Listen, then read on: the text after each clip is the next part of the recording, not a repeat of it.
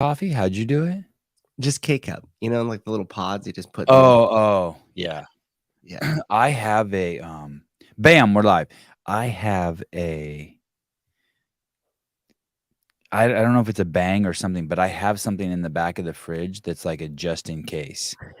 Drink in case of emergency.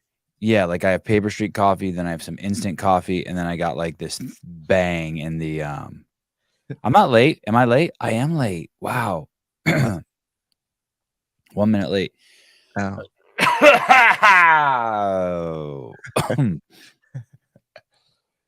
I was putting the thumbnail in. Mm. I was putting the thumbnail in. The thumbnail is very. This isn't a word I don't think I've ever used this word in a sentence. I'm going to try it. The thumbnail is very emo. Emo. Yeah, emo.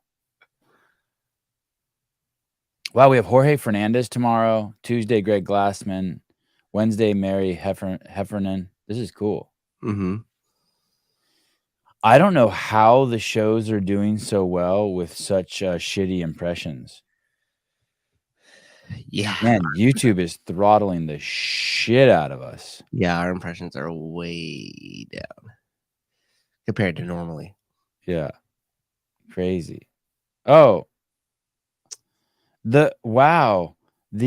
Our Bryce Smith podcast has been permanently dinged. Dude, that podcast was pretty G-rated. Yeah. Well, it was dinged. I don't know what it's permanently dinged for. It just says you can't run like good ads on it.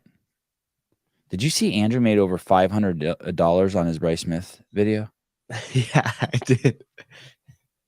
Yeah. Holy shit, that's crazy. That means people just how I interpret that is people sat down and watched it from beginning to end. Yep. And he got to run all the ads on it. Man, that was a long one too, wasn't it? 33 minutes. Yeah. Yeah. I haven't talked about it really at all in this podcast because I don't want people to think like they're going to come on this podcast. Then Andrew's going to take their interview and alter the course of their life. Yeah. How long before Sevi gets Russell branded? It's so funny you say that. So there's this article that if you type in New York Times. Oh, I didn't send you the show notes yet. I will send you the show notes. New York Times, Sevan.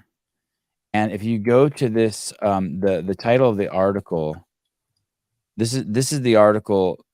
I mean, you guys have heard me talk about this ad nauseum. But this article says CrossFit owner fostered sexist company culture, workers say. It's so funny how they say workers say to like defer the shitty journalism. But then if you scroll down here in this article, they were nice enough to give me my own little section. Yeah, nice enough. Oh, here it is. There it is. Yeah. So it starts off with CrossFit Inc. also sometimes flaunted a raunchy attitude towards women in its own promotion, right? Raunchy attitude. And then it goes on to talk, and then it goes on to say stuff about me, and it's just all ambiguous and all out of context. So the first sentence is, in a podcast interview for the CrossFit Journal conducted in January 2018, Sevan Matosian, a longtime deputy of Mr. Glassman.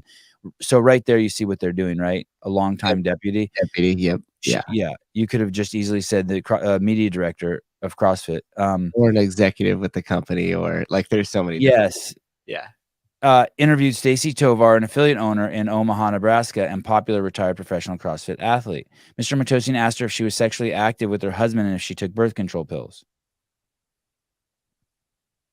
And it's just like it's so out of fucking context. Yeah, they chopped it up and tried to make it look as bad as possible. Yeah. First of all, you've stuck it in an article that you've titled "Workers Say." No one ever said that about me at CrossFit Inc. Not one person. Not one person. I was referred to as the gay guy fucking over 100 times when I worked there.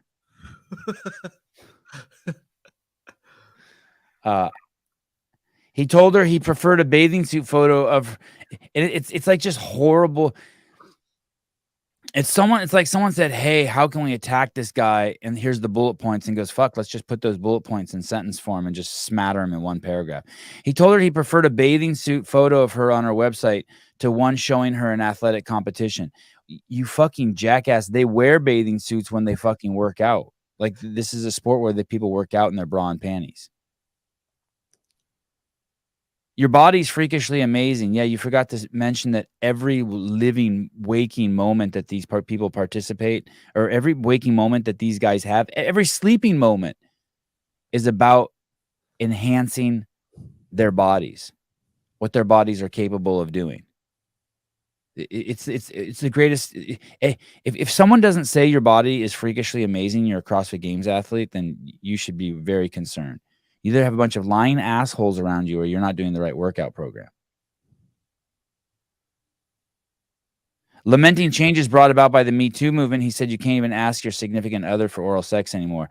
That was in reference to the actor and New York Like NYU professor who had a girlfriend for 2 years, and she Me Too'd him because he asked for oral sex. After 2 years. Anyway, I saw Dave Portnoy called the people. Yeah. Called the person. The Washington Post or something Yeah, like that. who misrepresented him. So I was thinking about calling this lady on the air. That would be amazing. Catherine Rossman. Yeah. I was thinking about calling her on the air. You should call her on the air. Wouldn't that be cool? Yeah. And be like, hey, why didn't you call me? Did you even listen to that podcast? Why did you take it all out of context? Do you realize that Stacey Tovar's response to that got fucking probably thousands of women off of birth control that was fucking their hormones up and inhibiting their athletic performance?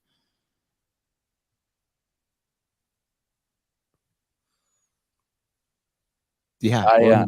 Lack of investigation. It would be fun, right? Yeah. It would be totally fun.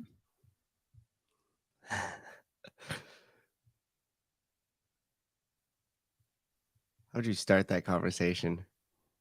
Hi, this is Sevan. It's just like, hi. Do I know you from somewhere?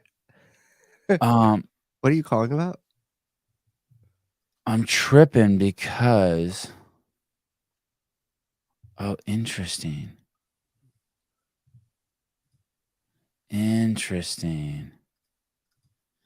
I'm tripping because the other day I went to her Instagram account on my phone and I could see it. Now I can't.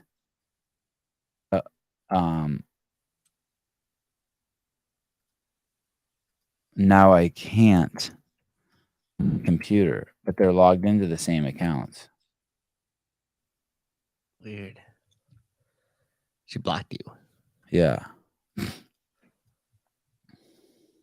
Okay, I found it. First day of school, 2008. Oh, there's her son in 2023. Looks like New York City. All right. Okay. Yeah, attacking people's not cool. Wrote the entire article, didn't contact me once. Journalism. Yeah. Really want to get to the bottom of that. And she's a yogi. It reminds me of those people who put Jesus first and then they spend the whole time on the internet attacking people. New York Times reporter, you're not a reporter. Mom, that's arguable. I guess you had sex and made those people. Yogi, DIYer, do it yourselfer. Oh, Patrick Clark follows her.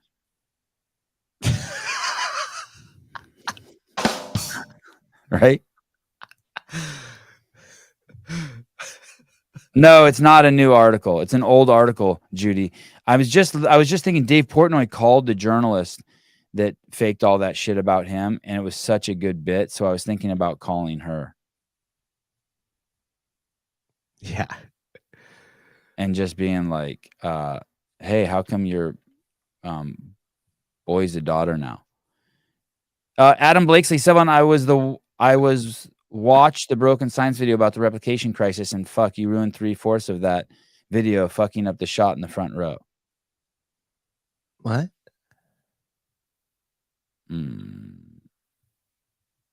I'm guessing I didn't shoot that. Where was it? I don't know. But thank you. Thank you. I have to make sure I have my signature on it, which is fucking things up. I think you meant you maybe were standing there or something. Oh. Good. I'm glad I did.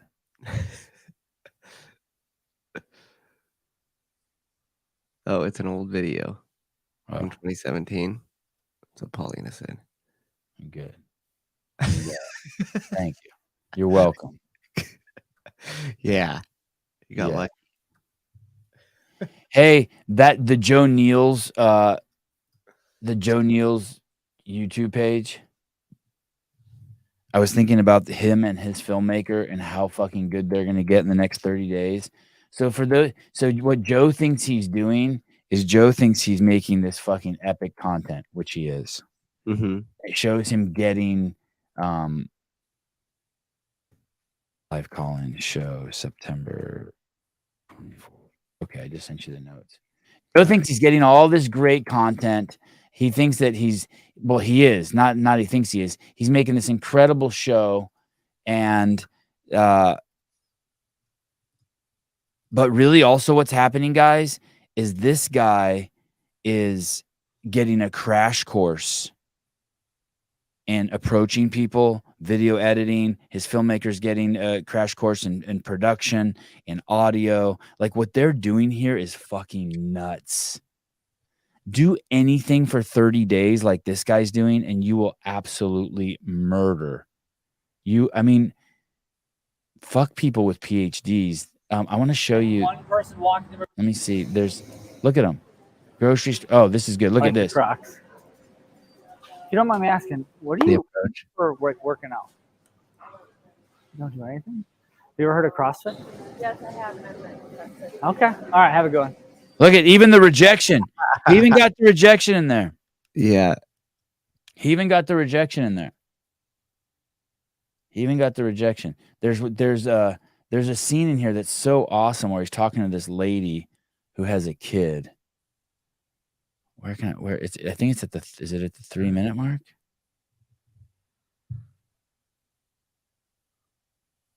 Oh yeah, here it is.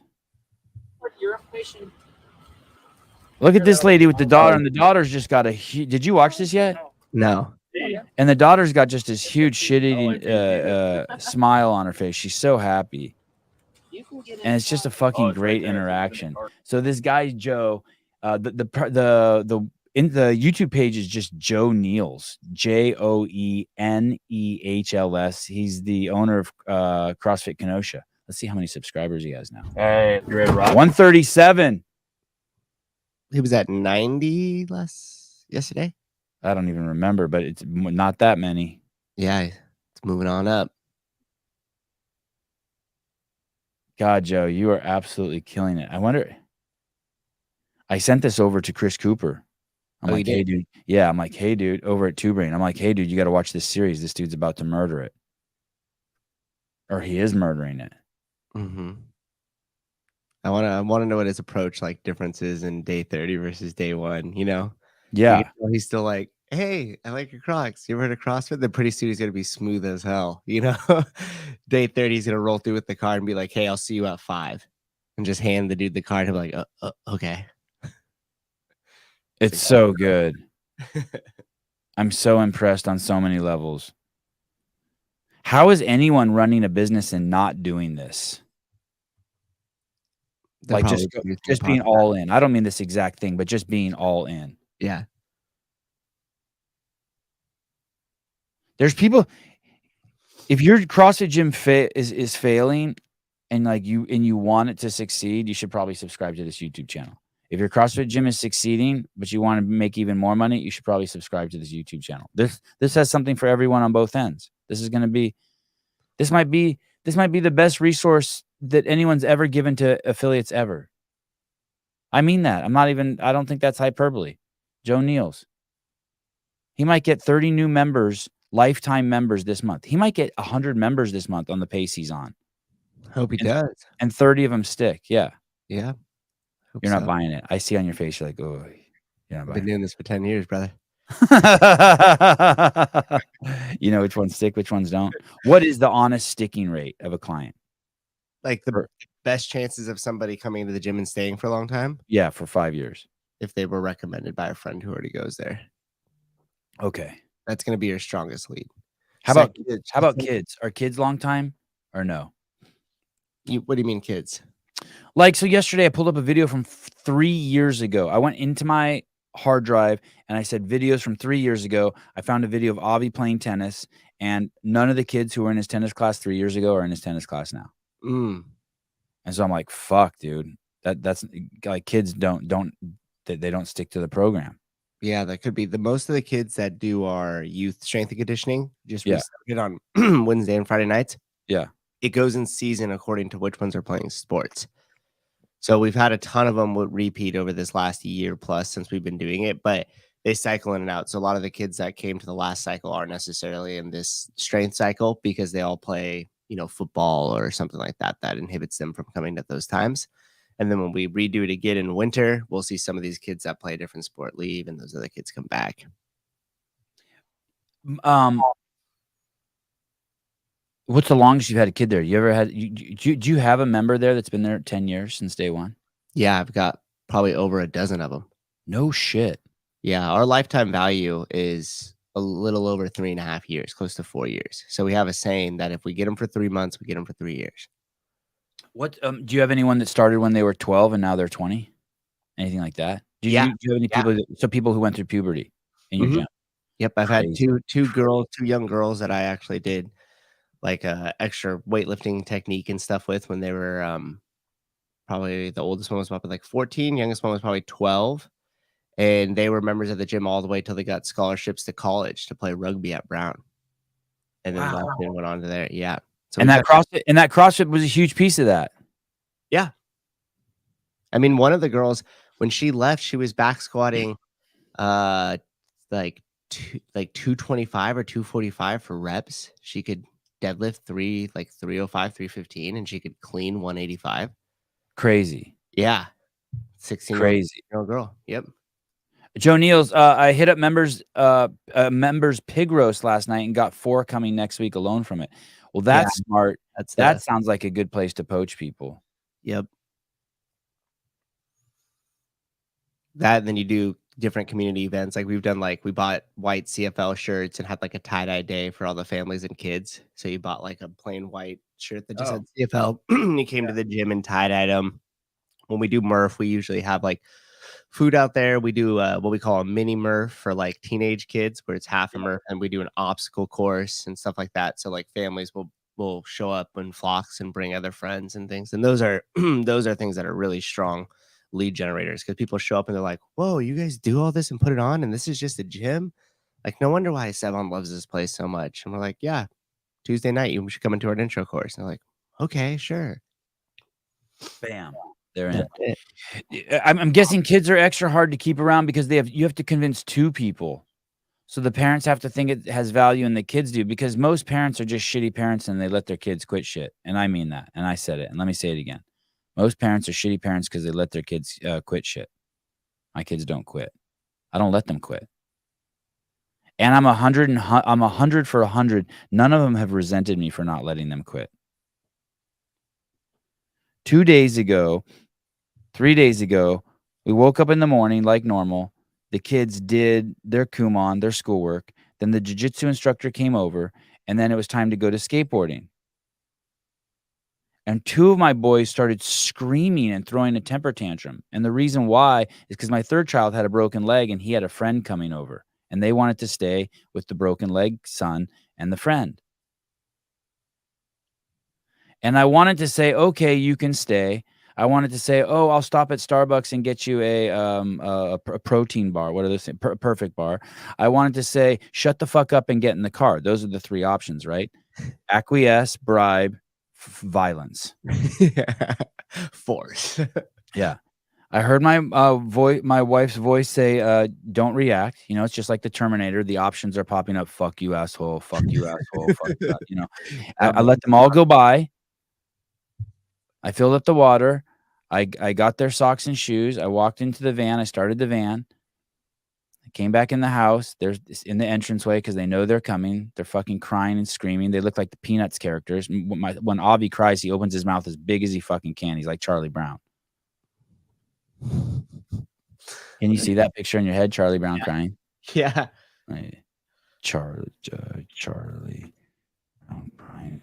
It's a crazy image. Yeah, that's exactly it. Jeez Louise. Wow. You got it? It's nuts. Charlie Brown crying. Look at this thing. That's exactly it. Head up, mouth open, full fucking like it's crazy. I get in the van, they get in, they're screaming. The door closes. I kiss my wife goodbye through the window, my side. We don't even get out of the driveway. They're done crying. They're laughing. We go to skateboarding practice. They skate for 2 fucking hours. And the coach was like, dude, this is the greatest practice they ever had. And I did nothing. I didn't react. I didn't say a fucking thing. I didn't react. I didn't say get in the car. I didn't say you guys are being assholes. I mean, I wanted to. I wanted to fucking go in their room and like break one of their toys. Dude, I'm taking you skateboarding. It's fucking nuts. Literally, the car wasn't out the driveway and they're in the back laughing. And the next 2 hours of the skate park, the hour, then we came home. And the rest of the day, perfect. I'm like, dude, why do you guys even do that? But they're just regular people. They just go through there, but no reaction. Just don't react. Don't react. Wait till they get a girlfriend. Rest in peace, jiu-jitsu. Hey, dude, here's the thing. My youngest son, the 6-year-old who has the broken shin, who's the best at jiu-jitsu, his girlfriend, the girl he likes, is 6 years old, and she's in jiu-jitsu. And she's probably the best girl in the class for her age, and he's probably the best boy in the class, period. So, fuck. So there you go. Yeah, there you go. No, all right. Jiu-jitsu. Be the next Gordon Ryan. Sevan, can you listen to your kids eating food? What? You mean like if I give them a bag full of radishes and they're like chomping on them? Can I? As long as I just always say, hey, could you close your mouth? I just don't want to see like processed food. And one of my sons, it's such a trip. He savors everything. So he'll put pistachios in his mouth and turn them into paste.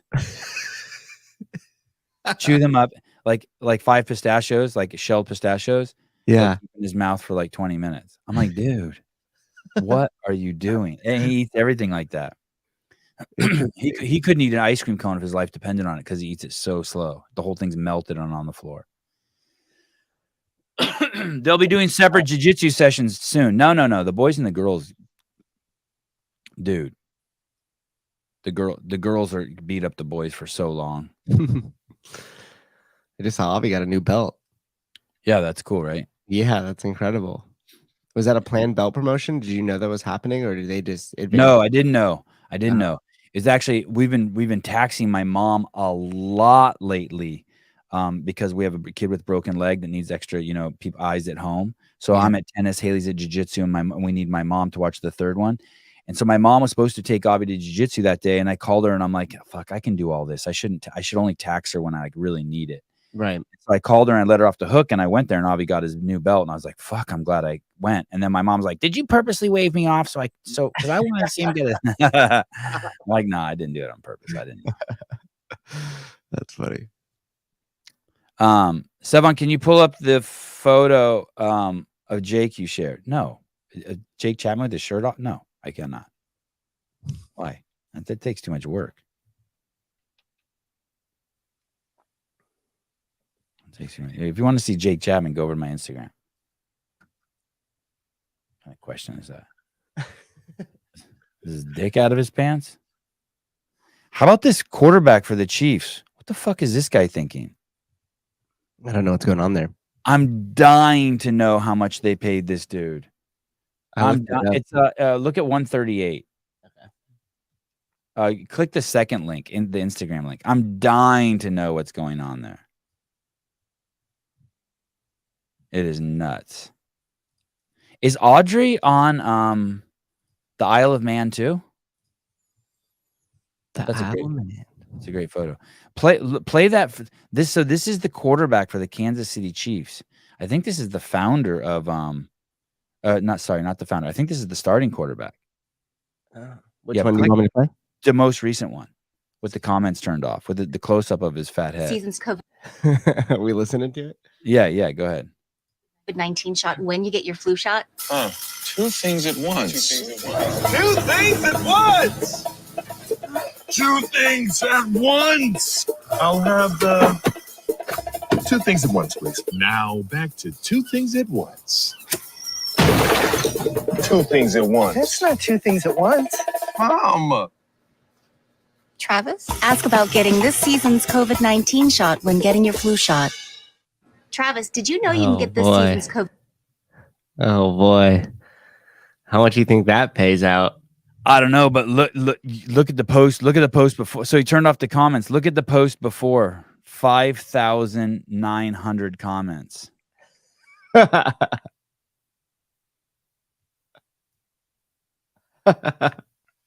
Hey, how does this guy sleep at night?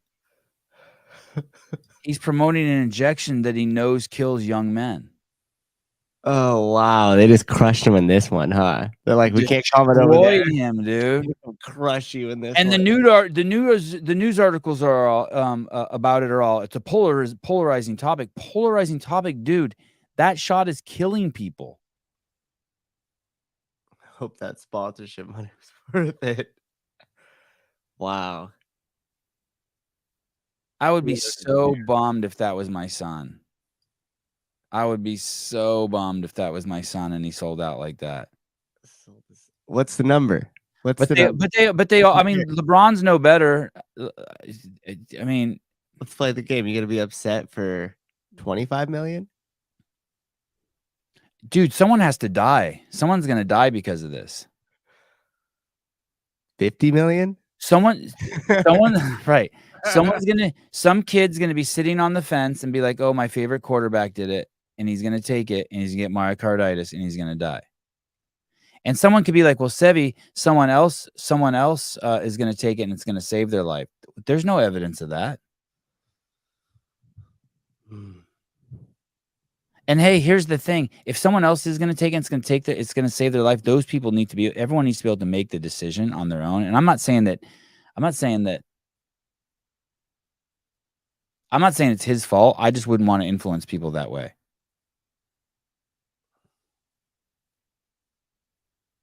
Man, a drug dealer in that picture. Man, legal drug dealer for big pharma, big Pfizer. Hey, so if I have money invested in Pfizer, yeah, and I receive a dividend from that, yeah, does that make me the same as this dude? I don't think so. Asking for a friend. Yeah, I don't think so. Oh, Frank Sevan, he's a tight end, not a quarterback. Oh. I should have known by his number, right? 87. If I had any fucking football chops. I don't think so. I mean, I have money invested in Pfizer too. Probably not directly, but through I'm sure the mutual fund that I have my retirement in has money in Pfizer, I would guess. Yeah. But I'm open to it. I'm not defending it. If someone wants to be like, hey, you piece of shit, you're just as guilty for that. I'm fucking way, way open to that. Like, tell me, let me know.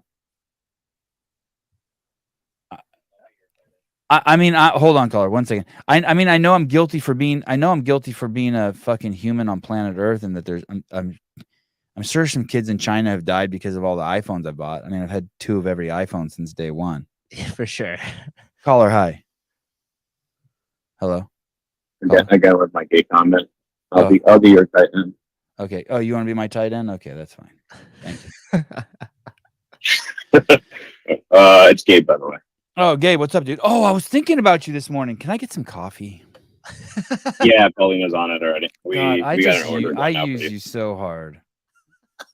You use me as hard as you want. Yeah. Clip it. Soundbite. We're you know where we're at? We're at a local event. We're at a coffee, weed, and yoga event. Coffee Oh, I what in saw yoga? that. Coffee what in yoga? Coffee, weed, and yoga. Oh, like marijuana, like the stuff Dr. Dre smokes. Cannabis. Yeah, that good stuff. Oh, is it smell like weed there? No, there's no smoking of it. There's more of a kind of like informational and more of like how it can benefit recovery, et cetera, et cetera. The guy here is pretty dope. It's a local event that we're promoting for the coffee shop we're going to open up in a little bit. What state are you in? New Jersey. It's legal here for the past 2 years maybe, or a year and a half. Dude, how about your senator? What, the corruption charges? Yes, Let's yes. keep going. Yes. Of course. What do you mean? Oh, I can't even You- fucking believe the FBI raided his fucking home and they found gold bars and $500,000 in cash stuffed in his jacket pocket. You can't believe that? That's like you walk two houses down, every other house has that in their basement in New Jersey. So God, that's so crazy. I was watching all the details unfold on that. That guy's in big trouble. Hey, what's crazy is that guy was brought up for corruption charges just 8 years ago. exactly. Think about who he had to mess with for them to actually go after him. Oh, right. Good, very good point. Like they've known the whole time he was selling fucking secrets. Did you see the secrets he was selling too? He was reporting how inside information about the U.S. embassy in Egypt to fucking Egyptians. Yeah, for how long do you think? Like I said, it's just now that they just caught him. So you're it's saying been going he on pissed for a someone? while. Come You're on. saying he pissed someone off in the FBI or in the Biden administration, and so they're like, "All right, dickhead, you're fucked." Either pissed or didn't pay off. Do you think it's weird that my words, no one else's, that this guy is ugly as fuck, but his wife looks like a porn star? How much did you say they found in his basement? They found huge solid gold bars that were worth hundreds of $1,000s a piece and $500,000 in cash stuffed in pockets, stuffed in windbreakers that were customized with his name, whatever his name is. What's the guy's name? Bob? Bob. Yeah, Midnight. I have. Maybe there is some type of correlation there, but don't let what anyone tells you about what I find in my pockets. Don't let that make any judgment. Fine. Towards me. I find random things in my pockets all the time. Yeah, look at his wife. A straight retired porn star. Maybe not even retired. Maybe just fetish material. Mike McCaskey's wife is hideous. Don't be mean. That's not cool. Mike, please. I haven't seen a picture, but I'm assuming she's, especially with all that money, she's probably a smoke show. Yeah, I mean, she's old as dirt, but she's for him. She's look at this dude. He looks like a fucking Monopoly character. Hey, she can't sleep on her back. Put it that way. She won't. Her heart will stop beating. That's how fucking big her prosthetics are. Yeah, look at this one. I'm sure he doesn't let her sleep on her back. Crazy. Hollywood, baby. Shout out to Travis as well. He's out in beach ball in Pensacola, Florida, killing it. Doing what? At another event. Oh, our Travis, Vindicate. Yeah. Oh, Vindicate, he's killing it. Yeah, shout out to everyone in the community that just going out and meeting all the people, all the Sandinistas out there in real life. Yeah. Fucking sell them shirts, Travis. Hey, does he sell coffee too when he goes? Does he do that? We were gonna do that for this event. He's gonna start doing that, just the cans, just to help each other out type of thing. But again, I got a lot going on with the opening up of a physical location, so I wasn't able to send them any. But yeah, we're working on. He'll draw more people to it. I mean, it's a win for him more than you. If you sell shirts, it's like, but if you sell coffee, it'll draw people to your booth. That's why your line around is 1,400 people long at Wadapalooza. Yeah, 100%. People love that. And that's why Christian crack. Well, that's why, Sevan, I'm trying to get all the businesses that are affiliated with the Sevan podcast. Yes. I'm trying to get all of us to be in the same area at Wadapalooza. Right. Smart. Hey, are you having the way you say that sounds like you're having issues with that? Are you? A little bit, Hey, but let me ask you a question. people- Let me ask you a question about what's ethical and not ethical. he's nuts. Uh, Go ahead. Gabe from Paper Street Coffee has ethically handled pick nuts. Someone called me the other day and they're like, "Hey, I'm starting a podcast." I'm like, "Oh, that's cool." And they're like, "How does sponsorship work?" And I go, "Well," and I tell them, I said, "I got these people who are like I'm close with, who just listen to the show," and I tell them a couple stories. And let's say I tell them like, "Hey, who my sponsors are." And I go, and there's different levels. There's sponsors, and then there's like kind of like people who are friends of the show.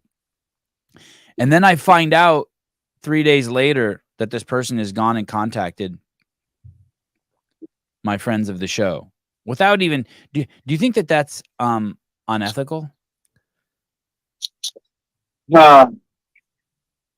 Is it unethical? No, right? If we're looking at it in a business perspective, is it unethical? Nah, not really. I mean, it's business, right? You can't really mix business with emotions. At the same time, would I do something like that? I wouldn't. So that just goes like you judge the character based on that.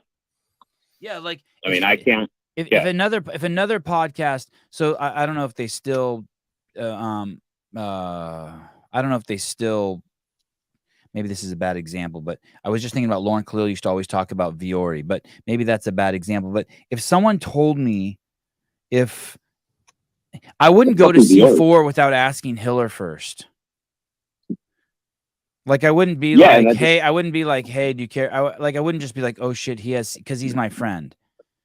And like if someone told me who their sponsors were and talked to me about them and how the relationships work, I wouldn't contact the person unless I asked. I mean, it seems like I can't believe how many people have done that without fucking like I think of them as friends, and then they don't even ask. They don't even tell me.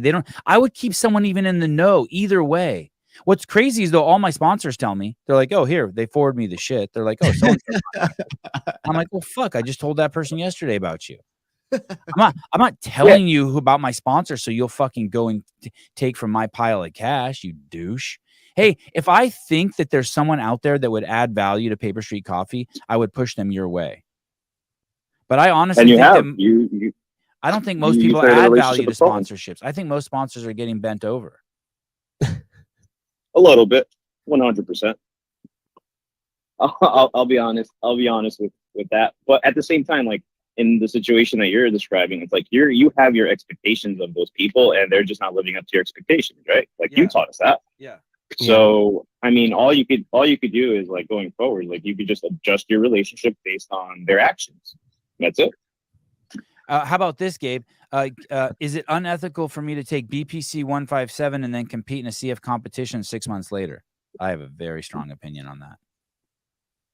I mean, if you have a podcast and you say that you're taking it every day and that one of your sponsors is that, I'd say very, very stupid of you. But if no one knows, no one finds out, I mean, yeah. I'm perfectly okay with it. I don't care what you fucking take. Go to the competition. Hey, man, like completely up to you. If you get away with it and they're not, it is what it is. Like if you feel like you need that to compete and if you feel like it gives you an advantage, then you know that you're doing something wrong. And if you feel like it's fine, it's fine. Unless there's something in the rules that say, hey, you shouldn't be doing it, then I mean, until you get caught. And then, yeah. Where is the can people just, if people just want to swing by and see you, do they have to pay to get into this yoga marijuana coffee event? No, the guy that's running it is a really dope guy. He just does a lot of he's doing this for more for educational purposes, right? To kind of let people know I guess different benefits of marijuana and not necessarily maybe like the psychedelic effects, but the recovery effects and what it can do to the body, especially when you're he's running right now like a lifting class, like a barbell class, and then we're going to do a yoga class. So it's pretty interesting. It's pretty cool. He's very well knowledgeable. Do you have anything in your story or anything? We did. I don't think it's up there anymore. I don't really run my Instagram. But Weed and Wellness is the guy. Should people come see you? Do you want to give an address? I think this is a month-long thing. We're in Oradell, New Jersey. If you guys, we're gonna be here for like an hour. So I doubt we're gonna have anyone come out, and it's already sold out. But if we have another event like this, I'll definitely post it on our story, and I'll let you guys know about it. Awesome. All right, Gabe, when's the brick and mortar open up? Dude, stress. I'm hoping the week of my birthday, so October 25th is around there, the week right before this thing, right before Rogue. Oh, awesome. I can't wait to see that. You're going to have to give us a whole little tour. We should probably like send you a link on one of them and you walk us around the place and show it to us real quick. Yeah, man. I'd love to. It'd be really cool. I remember without you guys, I'd be freaking, I don't even know what I would be doing. It'd be completely different without you guys supporting and, the random text and call that we have. Like, you guys go above and beyond. So no matter what anyone says about you guys, at least know that Gabe thinks you guys are awesome. Oh, well, thank you. Whew. Good dude, Gabe. Thank you. Everyone will sleep better. I'll let you guys get back to it. Bye. Thank you for calling, buddy. Coffee. You the man. Thank you. I'll talk to you guys. Tell Paulina to send me coffee. Bye. Wad Zombie, I think whoever it is, regardless of their notoriety, is going at it backwards. You haven't even started the podcast and you're asking for sponsors. Dudes, you're 100% fucking right. Couldn't agree more. Yeah. Fucking well said. Good point. Most people, I don't think, will make it really past 20 episodes. Would you say? I think that's fair. Yeah. Like that's I would say that's a pretty big landmark. Like if you're doing, let's just say you're just doing weekly content, like if you could make it 20 weeks in and you're still consistent, like then it's probably worth going out and seeking some sponsors. But until then, just don't even waste it. My first two podcasts didn't make it past 20 episodes, really. I did one called Meet the Parents, and then I did the one with Josh and Matt. Those died on the vine. Yeah, I mean that's kind of the landmark, right? Because they're fun to start, and then you move past that honeymoon phase, and you realize, like, oh shit, this is just hard work now. Katrin and Annie. Yeah, I mean, and I'm not hating on anyone, by the way. I'm not hating on them. It's fucking it's hard work, man. Yeah, and it's not a failure. Go ahead and do some. Like put your feet in water. But yeah, what Wild Zombie is saying is completely true.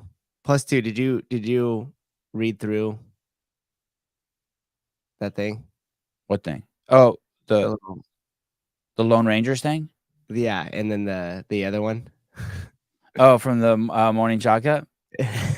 Like, I don't know. That's just interesting. The way people sell their stuff on there is interesting.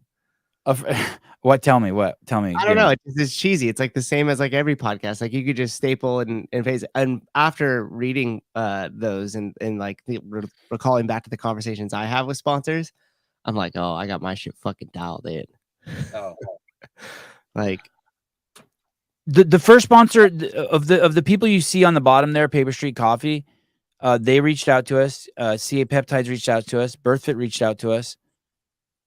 I'm pretty sure Swolverine reached out to us. Yep. I think Toast Pacers was mutual. I think we were recording them on the site, but I think Mary's a listener. Vindicate. I don't even remember how exactly that happened. I think he just reached out and said, "Hey, I'll make shirts for you." Yep. It's so much better. The relationship is so much better if they're reaching out to you and they want to support you. Then basically, you have someone who wants to support you. Yeah. I really stress on.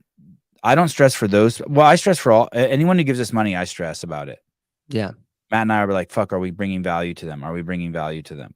I stress. I don't want to take anyone's money if I'm not bringing value to them at all. I feel like a douchebag.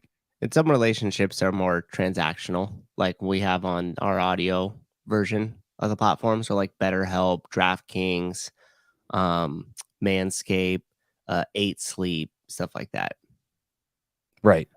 And those are ones that someone went out and got for us. Yeah. Or I don't know if they went out and got for us, but they have a relationship with hundreds of podcasts and hundreds of sponsors. And so they're like, hey, these people want to. Yep. Yeah. If some fucking dog food wants to fucking buy ad space in the front of our podcast, they can. Like, what do I care? Yeah. I don't even care. To be honest with you, I don't even care if Pfizer wants to buy ad space in the front of our podcast. They can too. I don't care. Would we But allow- I'm not telling you. I'm not telling you I got it. I'm not telling you I got it. Yesterday I did power cleans for the first time in years. In years, my shoulder has been driving me fucking nuts for years in this position. Just in this position. So I haven't done power cleans. And so yesterday was this morning was my third day of shooting the CJC 1295 I told you about. It's a peptide that's supposed to help your body make human growth hormone. And so yesterday I was did a workout, and then after the workout was over, I put 65 pounds on the bar, and I did 5 power cleans and 1 squat clean. And then because I hear Mike Bergner's voice in my head, you should not be doing power cleans. And then I did 95 pounds, 5 power cleans, 1 squat clean. And then I did about 8 sets with 135, 2 power cleans, 1 squat clean. And I did probably 8 sets of 2. Nice. And I feel great. I can't even fucking believe it. I wonder if this CJC 1295 is just a fucking miracle. I think something's happening to my skin too. Wow. It's crazy. Well, anybody who is familiar with those peptides and looked into it all, pretty much you end up hearing them all say the same thing. Like, this is the future of medicine and healing, know, injuries or tissue damage or ligament damage and stuff with these. I do not, but I will say this. So I ended up looking at a guy who actually takes human growth hormone, who's dead. Yeah, was that the one you sent in that? Yeah, Rich Panina. Yeah, he was shooting human growth hormone like every 2 hours. What's the guy's name? Rich Piana? There's this video of his wife or girlfriend. I think they're in like a hotel. I don't know if he's getting ready for like a show or something like that. Good morning. I don't know if guy's a show or what, but she's like, oh, I'm really afraid. And he's like, oh, it's fine. And he's just like big and hella uncomfortable. And it was apparently like the day before he died. Oh, yeah. And she knew something was up because of the way he was acting and stuff like that. And he's like, no, it's fine. I haven't seen that, but basically I read that his heart was twice the size of a regular human's heart and twice the size of his liver was twice the size of a regular liver. Now that wasn't from his supplement use, wasn't it? Was it? Oh, fuck yeah, it was. I don't care what anyone says. Okay. Fair Hey, enough. Did that video I sent you guys that talked about the most supplements he ever did? I should pull that up. That's a crazy. You have it in the links, or want me to just go to his Instagram? Oh no, it's not on his Instagram. I pulled that off of somewhere else. I wonder where that is. Oh, Rich Panina supplements. Look, dude. Do you know who Ben Greenfield is? I don't think so. Does anyone want to waste 30 seconds of their life? Look at this shit. I don't know this guy, so I should fucking probably tread gently. But look at this fucking nonsense. This guy's name is Ben Greenfield. I don't know how I ended up on his Instagram. I think we have a lot of mutual friends and people like him. This is fucking embarrassing. Listen to this. Listen to this shit. Had it all. I was one of the world's top biohackers. I had an unstoppable body and massive amounts of fitness. I had a huge health empire, a giant audience. I was making good money. Okay, cool. Okay, now what? Okay, that's cool. I had financial success and okay, cool. Independence and what I perceived to be a somewhat happy family. Okay. I see where you're going. I've seen this before. I've seen about 1 million of these posts on Instagram before. Rich and thought you were happy. But I was feeling, even at that time, being at what many people might. I was feeling being at what about that time? Okay, spit it out. Perceived to be the top. But what I perceived to be, I understand. I understand. Someone had to perceive it, motherfucker. The mountain. Okay, I know already. You're at the top. What the fuck is going on here? Unfulfilled. See, I know, buddy. I know. Did you find Jesus? Or are you trying to sell me something? I need to fucking get to the fucking point. I'd reached a point that many might consider to be the pinnacle of career voted by the National Strength Conditioning Association as America's top personal trainer. Oh, you were voted by the National Strength and Conditioning Association, the people who made up the bullshit about CrossFit? You're a fucking douchebag. God, this guy, I listened to this for about another 30 seconds. He still says nothing. I wanted to fucking blow my fucking brains out. Oh, really? He never gets to the... No, I never got to it. I either need to know if it's Jesus or if you're selling me something. Those are the only two options out of what anyone ever says who starts the million fucking posts like this. You fucking loser. Oh, it's so fucking bad, dude. Hey, and I know who this guy rolls with too, and it's like fucking Charlatan Central. Oh, fuck. Holy shit. Tim Brown, Ben would be a great guest. This video doesn't represent his character. I'm sure. I know. That's why it's kind of fucked up. So many people have told me great things about him. The other time I've landed on his site, he was sniffing nicotine, which shit. And talking about what a great drug nicotine is. And I agree about everything, but I do not think anyone should ever promote nicotine. Ever. That was hilarious. Oh, dude, this post is such a fucking mess. The pinnacle. He's a fucking train wreck. If anyone ever wants to send me a DM and tell me what he eventually gets to, I'd be more than happy to know. But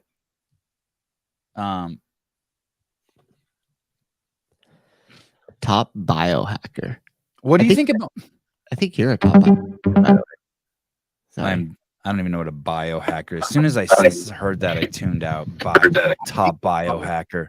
I think you qualify. I'm fucking top teabagging your mom. What's up, Corey? Where you been? What's up, brother? Get him. Where you been, talk about player? somebody's mom. Where you been, player? Dude, I've been insanely busy. That's good. I hope it's counting that cheddar. Yeah, it is. I told you I started that business, a business planning business.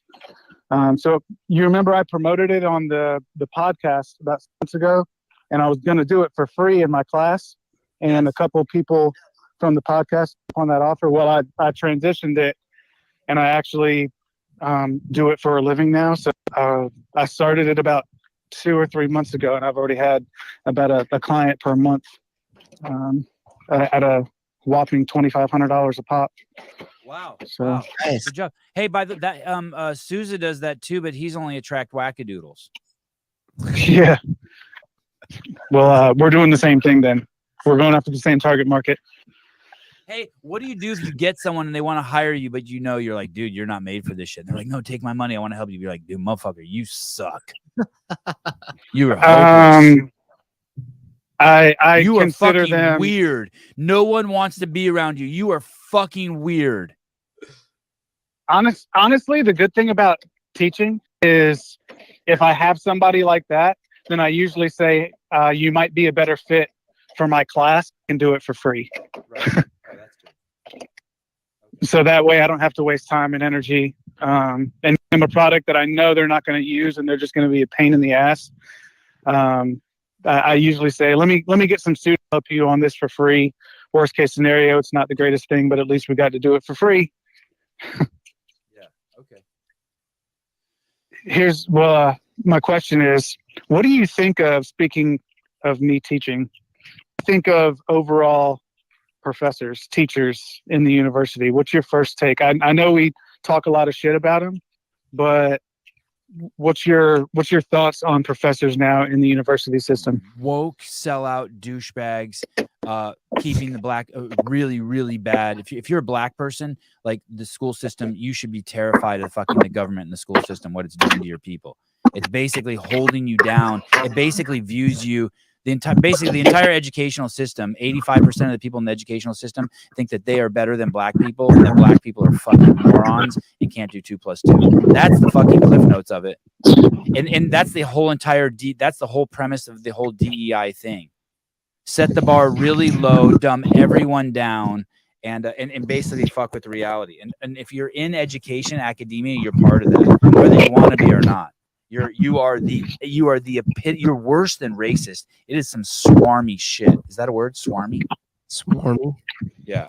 You're a bad person. You're a bad person. You're promoting weakness in general, I think. Why? What's your take on it? Have you considered that some of us are attempting to fight it from the inside? Yeah, for sure. Hey, dude, and kudos to you. I do appreciate that. It's like I heard Candace Owens saying the other day that how the fuck are you staying in California? I don't want to hear a fucking peep out of you about being woke. If you're from California, you should have moved a long time ago. And my pushback to her is like, you're a fucking coward and a pussy for fucking abandoning this amazing turf. So yeah. I'm open to you being like, fuck you, Sevan. Like, I'm fucking working this shit from the inside. So yeah, because I mean, I got into the school system. One more thing real quick, Corey. Someone could say the same thing about me too. I'm fucking running a station on YouTube, which is openly killing people. Openly fucking killing people, promoting fucking stuff that kills people. And I'm participating on this platform and bringing money and clout to them. Might be small, but I'm doing it. So like, I hear you. It's not a perfect science name calling. Yeah, just making sure we're on the same page. I mean, I started teaching because I was an idiot. School was hard as fuck for me. But I made it, even though I got kicked out and then I dropped out. And it was kind of like I did it to stick it to the man. Like, these kids, not all of them are going to have these opportunities. And if I can do it, then I wanted to go back to the education system and be like, hey, if I can be an entrepreneur and stand here in front of you and say that I can make it, this guy who hardly made it out of high school, then let me show you the way and my path so you can do it sooner than I did. I'm not saying that I'm trying to sell them on the system. And if they come to me and say, hey, maybe school isn't for me, then I'm like, hey, then maybe you waking up sooner than most of these people. But if you're just lost and you don't like school and you think you're just going to drop out and magically make millions of dollars, then maybe you do need to buy some time and find another way and educate yourself. And if you can't do it yourself, then I'm not completely opposed to them sitting in school while they develop their network and they figure out what it is that they want to do. So I just want to make sure that understand. Lady, there's some lady who's working with Joe Niels at CrossFit Kenosha who is filming, editing, recording, and working with Joe Niels as he does one of the most intensive 30-day projects of going out and hustling 30 new clients for his gym in 30 days. What that chick will get in those 30 days working out on that with Joe, you will not get in 4 years of film school. You will not. You will not. Yeah, you will not. The pressure of going to YouTube, the pressure of Joe Niels, the pressure of filming, like getting over the fact that you got to carry. I mean, the hardest part is, she has to stand in a target with the camera. That may sound easy.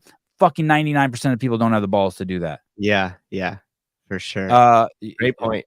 It's so I hear you. There's some words you're using that fucking make my hair on my back stand on end, but yeah, like, and you know what? All I did, Corey, I just wanted girlfriends and alcohol and drugs when I was in college. That's the way I saw it. Yeah, I just wanted to have fun, and I'm not saying that there's anything wrong with that, but it's not what college is advertised to be. And on top of that, we know our kids are getting brainwashed, and I'm wondering how long you can last in that system before someone reports you. Corey said that blacks and whites are equal. That's weird. Well, we know that's not true. Get him. I'm not joking, dude. You're gonna get reported for something like that, for like believing in someone. You're gonna get reported for like saying that some Puerto Rican guy who's 18 years old is as good as an 18-year-old Jew. You're gonna get in trouble for that. Yeah. I know I will. That's why I've set up all this shit on the side. I've got about 2 to 3 more years, and then I'm out. I didn't wear a mask the whole time of COVID. I was waiting for somebody to report me or put me on social media. I refused to do it, and thankfully nobody did take a picture. But I'm trying. I'm doing my best. I just want you to. Well, I think we're on the same. Thank you for doing that. Yeah, I mean, yeah, you're gonna get busted. He was very insensitive. He told me that I was capable of doing anything that a man could do. Clearly, I can't. I'm a woman.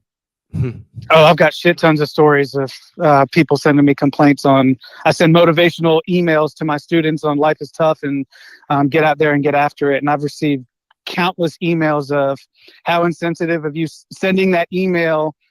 You don't know what we're going through. It's crazy. Hey, So You know, yeah, we had Andre Houdet on, and his brother passed away, and he used that to fuel himself to make it to the CrossFit Games. There's only two options. There's no other options. Someone in your family dies, and you leverage it to fucking do something great, or you get into drugs and alcohol and you fucking kill yourself and you become a loser. So, like, call me insensitive, but those are your options. And God bless you for fucking being a cool school teacher. I know that's what you're doing. You're telling these motherfuckers to get off your ass. Yeah. It's rock and roll. Hey, what do you think about having bad radar attracting you to the wrong people, men who are attracted to the wrong women or women who are attracted to the wrong man having bad radar?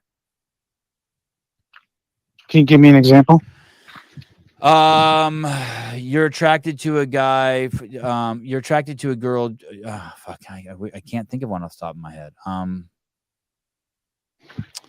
You're young, and the things that you're attracted to aren't things that are going to be really what make a happy marriage. Aren't going to be. You're not attracted to let's say you're 18 years old.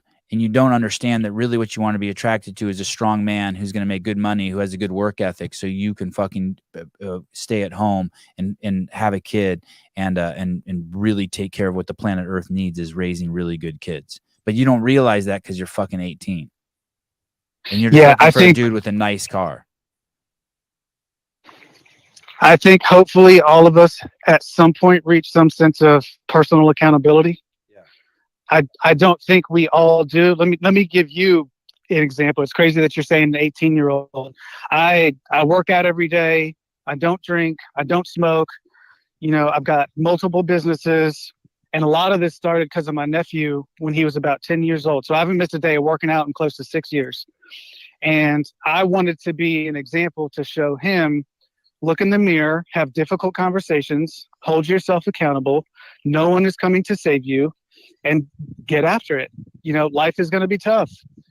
And he graduated 3 months ago from high school and knocked his girlfriend up at 18 years old. At 18 years old. And it was a tough pill to swallow. And I'm not saying this is going to get the crowd all wired up. I'm not saying it was a good thing, but she had a miscarriage. At 18 years old, he knocked his girlfriend up and she had a miscarriage. And I don't know. I don't think everybody wakes up at the same time. I'm not saying that everybody does wake up at all, but I told you the story of at 18. When I was 18, I locked myself in my bedroom for 2 weeks because I was on drugs and I couldn't pass a drug test. And I looked in the mirror and said, this isn't the life that I had planned out for myself. But not everybody has the mental fortitude or the strength, the awareness, the self-awareness to look themselves in the mirror and have those difficult conversations. So I think it's shitty. Did it scare the shit out of him? Are you saying it scared the shit out of him and changed his shit? I don't think it did, dude. That's what scares me. That's what scares me. I don't think it did. And my sister was in an abusive relationship when she was about 20 years old. And so he's never known his father. And because of that, my mom and my dad, I'm not saying that this is the reason, but my mom and my dad have stepped in a lot and helped raise my nephew. And so there's this weird power dynamic of my grandparents, my mom and dad and my sister, of who's actually raising my nephew. And so he's got zero accountability. He doesn't even have to do his own laundry. There's just no responsibility, and he hasn't had to suffer consequences of any hard life decisions. And so until that, I talked to my sister the other day, what's his rock bottom? Until he hits rock bottom, and even this, it was almost like a get out of jail free card. One of the scariest things that could happen to you at 18 years old, and he got a get out of jail free card. I don't think it's changed his view on life yet, and that's a little bit scary for me, obviously being a family member. It's crazy. Thanks for calling. Just so you know, I don't mean to big dick you, but I haven't missed a day of working out in 6 years in one day. I'm just saying. All right, then you're my new North Star. Thank you. Love you, Corey. Yeah, Thanks buddy. for calling, buddy. Love Later, you guys. Bye. Bye. Adios. God, thank God there's good people like him in the world. Yeah. And you know what? Like I don't know. Maybe you can suck it up, and I'm sure people have sucked it up and raised a kid at 18 and gone on to be crazy successful. And I know hardship breeds success. Yeah. And I know Jay-Z's not Jay-Z if he's born to fucking Joe Biden. You're definitely right there. Reminds me of this meme where it's like one dude with all this looks like money bags, and he's getting into a limo, and then he's walking past another dude who's a homeless guy sitting on this fence. And he walks by the homeless guy, and the homeless guy says, "Hey man, you don't understand. My dad was an abusive alcoholic." And the dude getting in the limo says, "So is mine." Yeah, yeah. And so it's basically just like they both have the same environment, same inputs, but how they There it is. how they internalized it, and then what they did with it once they internalized it had two completely different outputs. That's the Houday thing, right? Mm-hmm. That's the Houday thing. Your brother dies, you either fucking turn to drugs or you fucking yeah. It's Yeah. okay. Here we go. Can someone please explain what's going on here? Here we go. COVID test today. It says 50. What does that mean? Also, my IQ test came back positive. One more time. I got my COVID test today. It says 50. What does that mean? Also, my IQ test came back positive. When I saw that, that's one of those things I'm like, fuck, I wish I had thought of that. So good. Here we go. More good stuff. More good stuff from Instagram. Dad, do you think I'm ugly? What do you? No, you're not ugly. You're just retarded. Dad, do you think I'm ugly? What do you? No, you're not ugly. You're just retarded. It's real. Oh. It's real. It's real. God, having foreign parents, what a fucking dream. What a dream. What a dream. Oh my goodness. Oh my God. So yesterday I wrote on this. I actually knew when I wrote it. You know what's crazy? Is I saw this post yesterday. I watched it and I just wrote in the comments, whore. And before I hit send, I was like, what if God saw me do that? And then I go, I think maybe, and I tried to justify like, it would be cool. And then I'm like, it's not really treating people how you want to be treated. I'm like, it kind of is. If I said this and someone just wrote whore, I wrote WHORE, whore. And you know what's crazy? My before the next button I clicked on Instagram after I hit send, it says your post has been pulled down. Oh my goodness. And I was but I was tripping because I'm kind of torn between whore. I really do want to walk the walk. Mm-hmm. What happened there? Like, why didn't I walk the walk? Yeah. I got stuck trying to justify it. I got stuck trying to justify it. Like, well, she is a whore, and like, yeah, maybe this will stop her from saying stupid shit. And right. I always think like the second I'm trying to justify something, then I probably shouldn't do it. Right? Yeah, it's okay. Just one cigarette. It's fine. It's yeah. fine. What's the matter? Today sucks, anyways. Yeah. Here we go. Get your head fucking wrapped around this. Our message. This is the same lady, by the way, who last week released something saying that if you don't get your 6-month-old the injection, you're leaving your child in a dark place. Oh, yeah. This lady is crazy. This is the governor of New York. This is a Democrat, of course. Of course. Whore. Listen, like all the reasons that you fucking hate Republicans. I hear you. You want to be pro-choice. You fucking hate Donald Trump. You think that they're fascist, blah, all that. I don't care. Pile anything on. You think priests, you know that priests molest kids. You think that Republicans are transphobic and homophobic and hate gays and just like, and you think that they hate blacks and all that. Bring it all to the table.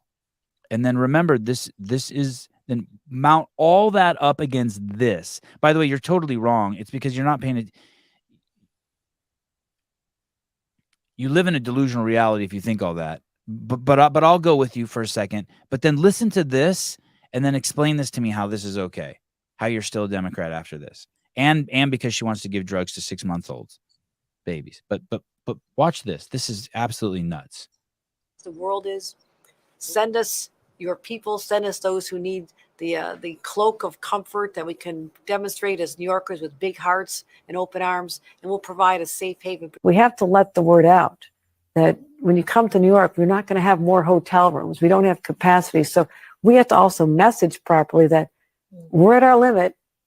If you're going to leave your country, go somewhere else with the smart. So our message to the world is.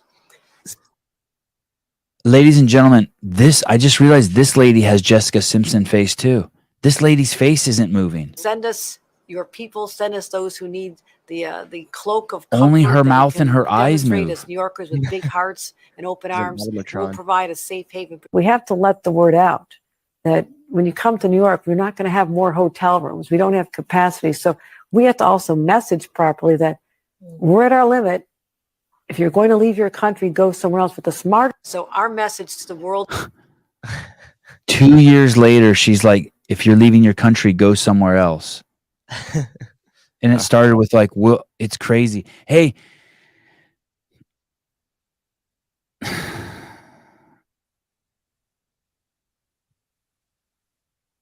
I would never let my wife get Botox.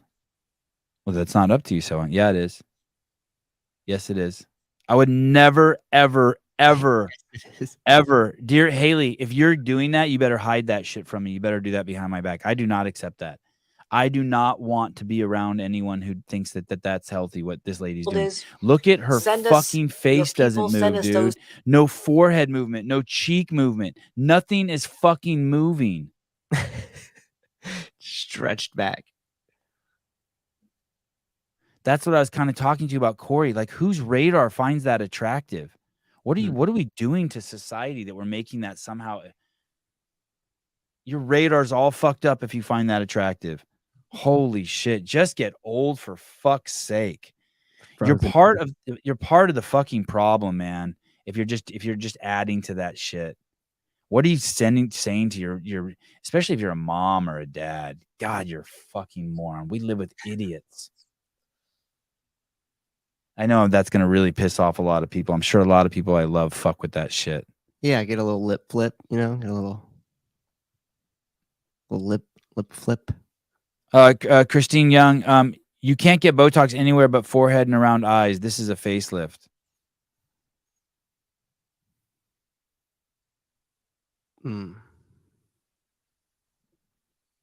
Even worse. Hey, I just see it as just a frontal attack on our little boys and girls. Just like fucking leave your face alone. Just be a fucking human. Okay. Tyson Bagent came on the show and made me look like a complete asshole.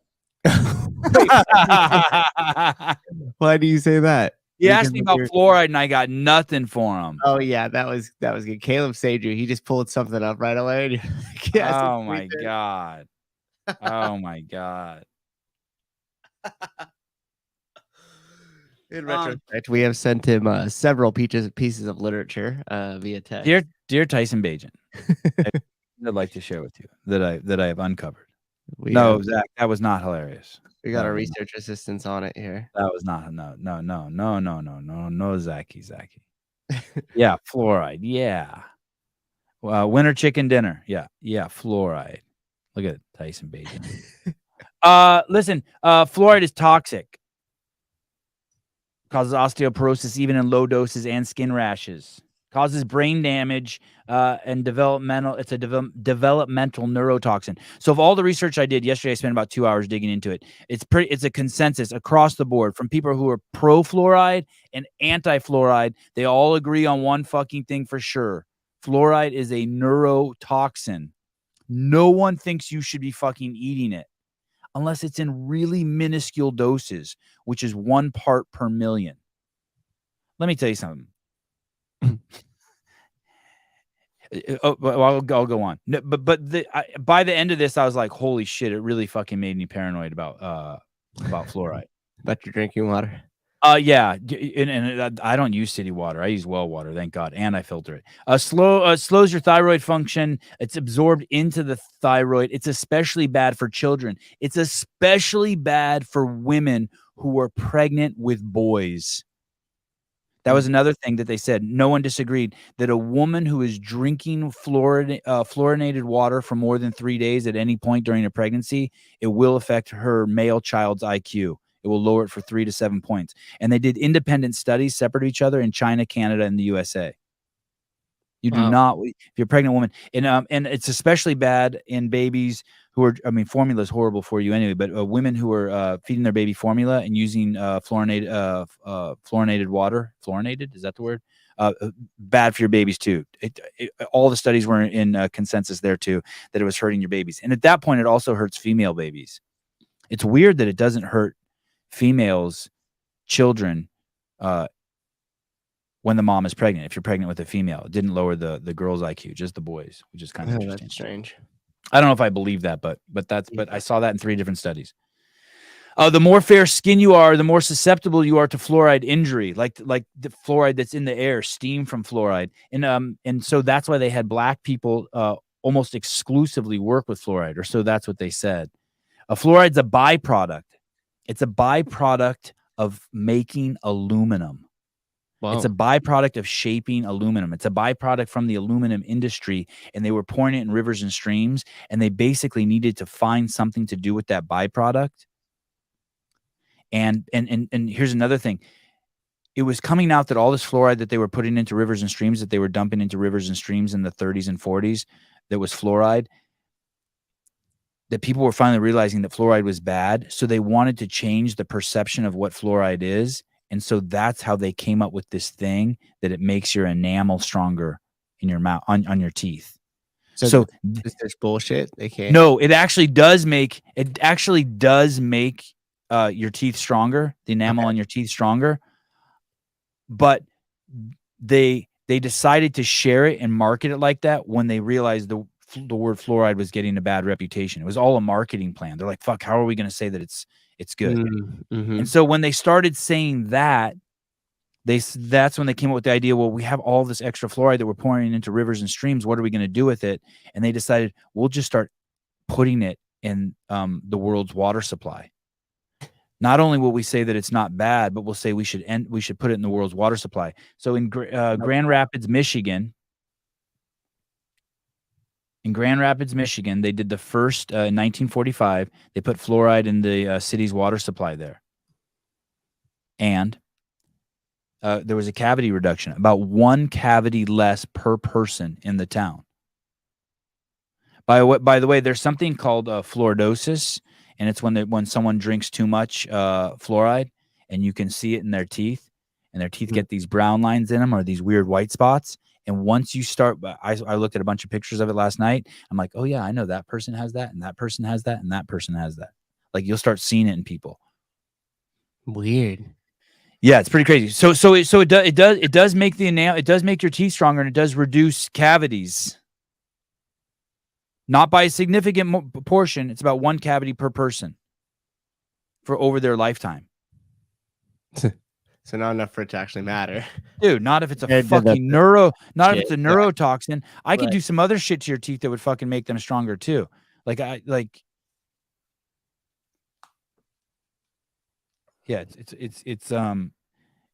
fucking nuts. Cavities were reduced by 1 cavity per person. The study was a 6-year study. And of course, the fluoride industry paid to open up a fluoride school at the University of Rochester. They paid for the entire department. Yep. And then in 1965, Crest was developed. Crest with fluoride. There was a lady named Phyllis Malinis. She was a PhD in neurotoxicology. She fed fluoride to rats, and 100% of the rats became dumber. Their IQ was lowered, and they 100% became hyperactive rats. 100%. She went to publish this study. They tried to stop her. She published it anyway, and she was fired from her job at the University of Rochester. Wow. Yeah. Her name is Phylis, last name Mullinex. The fluoride in your water is supposed to be 1 part per million. The fluoride that she fed the rats was 5 parts per million. So people were saying, hey, that study's not legit. You use your own discernment. I'm okay with that. I'm glad she upped it up in the rats. And so to give you an example, like they were talking about other places you can find fluoride, and like in wine, fluoride is 4 parts per million. I don't know why it's even in wine. Oh, yeah. So fluoride's found all over all over the place in all sorts of products. Wow. Kenneth DeLapp, how do you test a rat's IQ? Fuck if I know. Probably some sort of maize and cheese. Well, you answered Tyson's question for sure now, huh? I hope so. And so basically all of America, well, here's another thing too, just so you know, 98% of the countries in Western Europe, guess what they do? No fluoride. They don't put fluoride in their water. They know it's a neurotoxin. Mm-hmm. They know. They know. Only here in the U.S. do our trusted institutions allow that. Yeah, it's once you dig into it, it's the exact same story. It's all the stories. It's a byproduct of something that had a bad reputation. They spun up some fucking bullshit about it, and there we go. Now we got it fucking in our shit.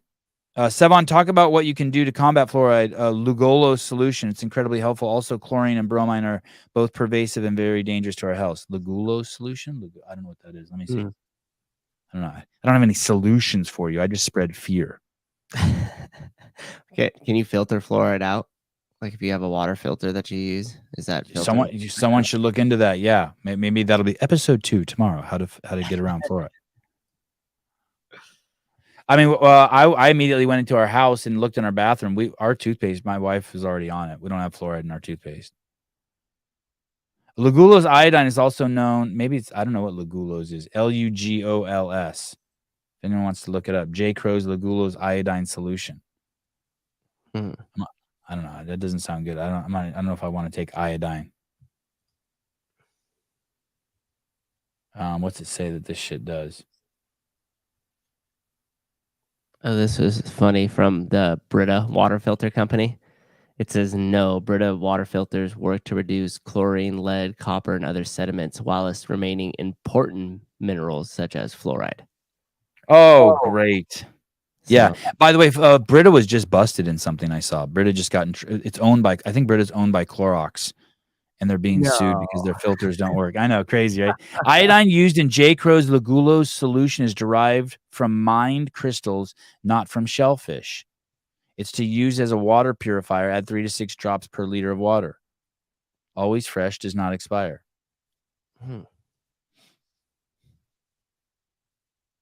Interesting.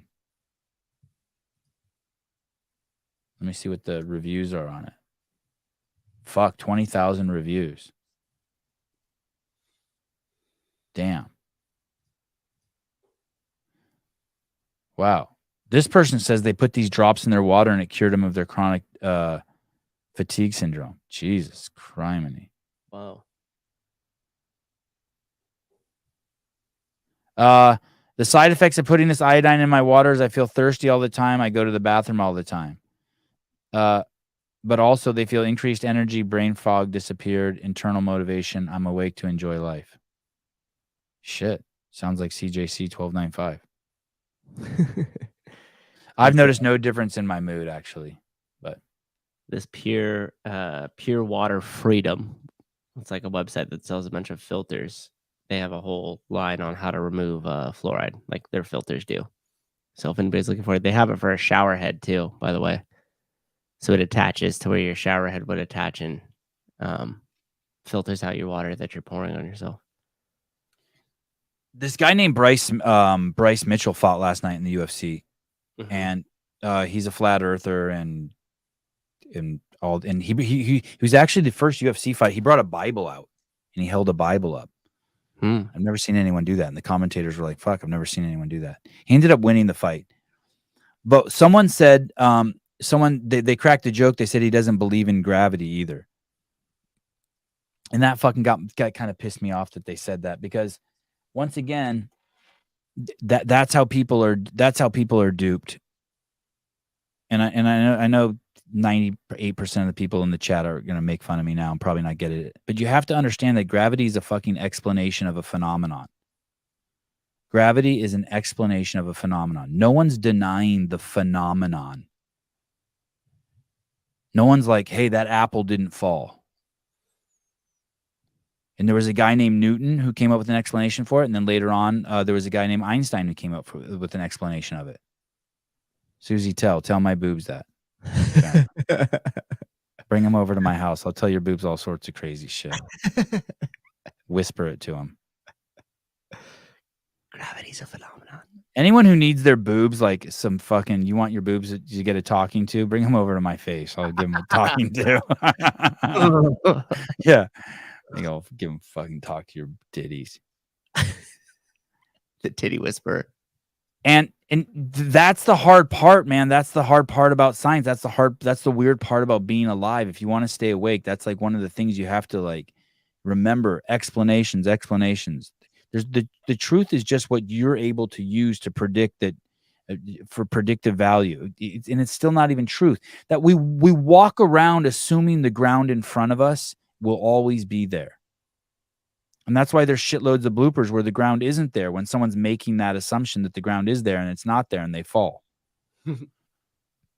But the explanation of gravity is no different than the explanation of ADHD. And people, or ADHD, or whatever the fuck they call it, and people will swear that shit's real. No, it's an explanation of a phenomenon, of a pattern.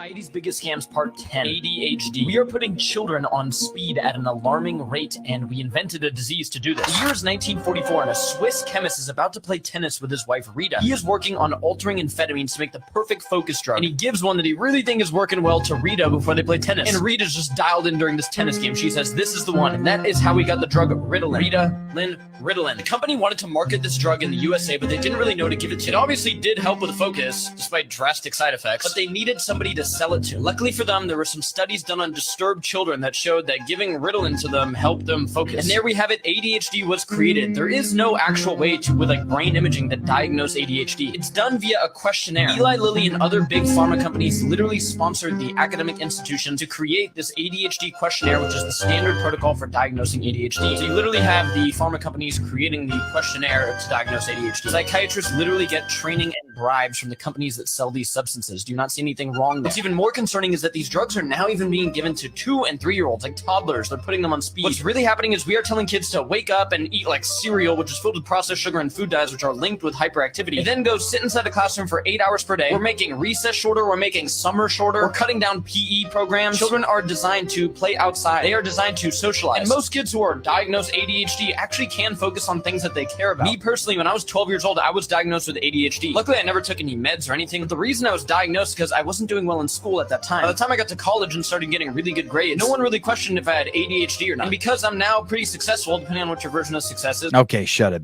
Ben Greenfield. I've been to the top of the mountain, the peak, the pinnacle. Do you guys get it? What's interesting about this is a explanation of a phenomenon that was created in order to sell something. The explanation for why objects fall and the way they fall and the way shit interacts with the earth, these objects and the gravity. I'm assuming that was, I don't know how that was directly monetized by Newton. I don't know if it was. I mean, obviously we make roller coasters and airplanes and rockets and there's all sorts of shit, elevators, and there's shit like we understand now because of that. And which makes the explanation applicable and usable, just like Ritalin is applicable and usable, but it doesn't make it true.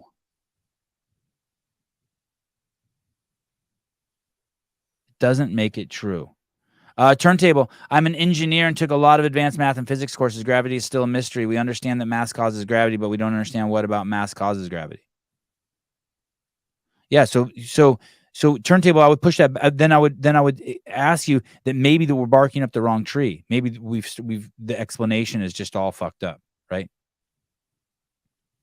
It's just like people used to think the Earth was flat, and it was pretty good theory, and then all of a sudden now we think the world is round, and that explains more. And I haven't been to outer space, but supposedly you can tell it's round from out there. But you want your explanation to be able to predict the most amount of shit, predict the seasons, which meteors are going to hit the Earth. You want it to just have predictive value. I mean, Greg's just been pounding that into us. It's such a powerful tool to understand how the world works, or to understand how explanations of the world work, is to just keep thinking of it in terms of its predictive value. Mm-hmm. But Sevan, the teacher said, if I medicated my kid, they will pay attention better and not act up while sitting at a desk for 8 hours a day. You're a good dude, Mr. DeLapp.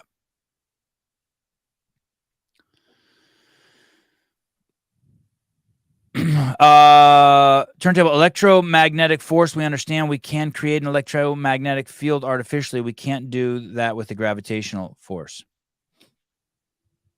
Interesting.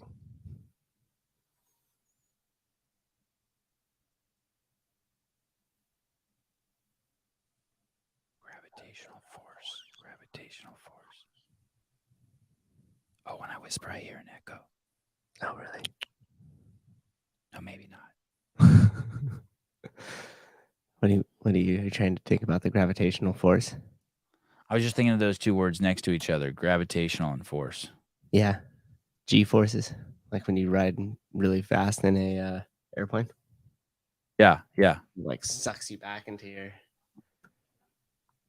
That's a great... I love all that shit. They have to do the weird breathing, like... they don't, like, pass out. It's too bad I don't like spinning. I would really get off on like those machines at amusement parks that spin you. Oh, really? I don't like the spinning part, but I like the G-force part. I like the getting smushed. All I think about every time I'm on those rides is like, did the carnies tighten every bolt? No. This is fucking crazy. A father was told by Ohio police that his 11-year-old daughter could face charges of making indecent images after answering his complaint of a man having manipulated his daughter into sending pictures. The police department said it is investigating the video posted on social media involving two officers responding to a call for service. So you call the cops and are like, hey, my daughter, who's 11 years old, just sent naked pictures to some fucking dude on the internet. Mm-hmm. And they come to your house and they say, dude, we may have to arrest your daughter for making child pornography. Yeah. Do you think that these cops are Republican or Democrat? Man. Isn't it funny? Here's the thing. I just realized this distinction. Republicans believe in personal accountability and personal responsibility. Democrats do not. They believe in pushing everything to the big state, unless you're under 18. So they don't think a 35-year-old black man should be responsible for anything. Democrat. But they do think an 11-year-old girl should be responsible regardless of age or regardless of color. I see what you did there. These fucking wackadoodles. Here we go. This is, by the way, if you don't have a strong stomach, this is going to be one you're not going to be able to unhear what you're about to hear. You should go to the bathroom or something. Hi. Yeah, she's in bed now. It's sleep. Well, it still happened though, right? Yeah. I just the whole point. I just want you guys to come over and talk to her. I mean, I just want her to realize what this was. I mean, in reality, it's not much you guys probably can do about it, is there? I mean, she could probably get charged with child porn. Who, she can? She's 11 years old. She's creating it, right? She's 11 years old. Doesn't matter. She's still making porn. No, she's not. She's being manipulated by a grown-ass adult on the Is she internet. taking pictures of? You guys have a nice evening. Okay. Thank you for coming. Are you serious? Have a nice evening. Bitch. What a fucking bitch. Yeah, she'd maybe use a little more time in sensitivity training. Zach, I got suspended for being in possession of child porn because I photocopied my junk, autographed it, and put it in a buddy's backpack.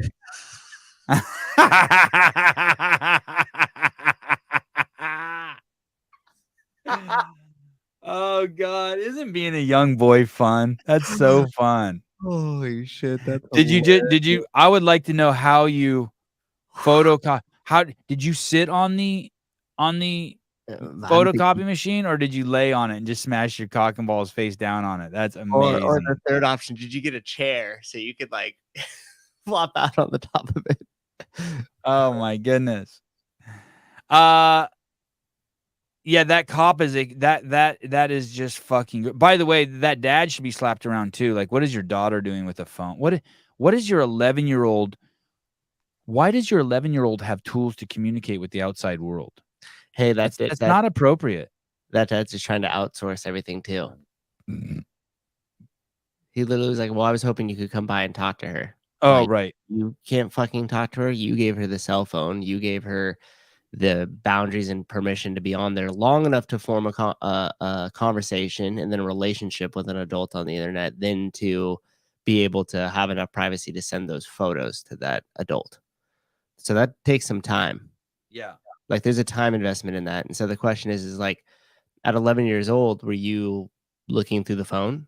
At 11 years old, were you limiting the time that they're on the phone? Are you limiting the app that they are on the phone? Are you limiting their ability to communicate with other people through the internet on the phone? So there's so many steps that dad should have taken to prevent that from happening. But then to call the cops over to say, "Hey, I just wanted you to talk to her." About what? About the role you should have had in protecting her? Is that what we should talk to her about? "Hey, we're sorry. We're here because it went this far because your dad doesn't fucking pay attention." Like, what are the cops going to say at that point? He's outsourced everything. I still don't think that way that cop handled it was right at all. Even if that was by law the truth of the situation, she should have said, "Hey, look," and like explained it in a different way. Not just If I was the cop, I'd have been like, "Okay, we'll come back tomorrow and talk to her. By the way, dude, what the fuck is your daughter doing with fucking a phone?"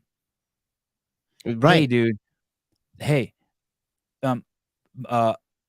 my kids have these waterproof, indestructible Panasonic WG cameras, and within fucking 10 minutes of them having them, one of them put the camera down their pants, took a picture of their cock and balls. I had to go on the phone and erase it and be like, "Don't do that." Yeah. Like, dude, what the fuck are you thinking? Your 11-year-old kid should not have, your 11-year-old daughter should not have access to the outside world, should not have you're giving your kid access to fucking strangers.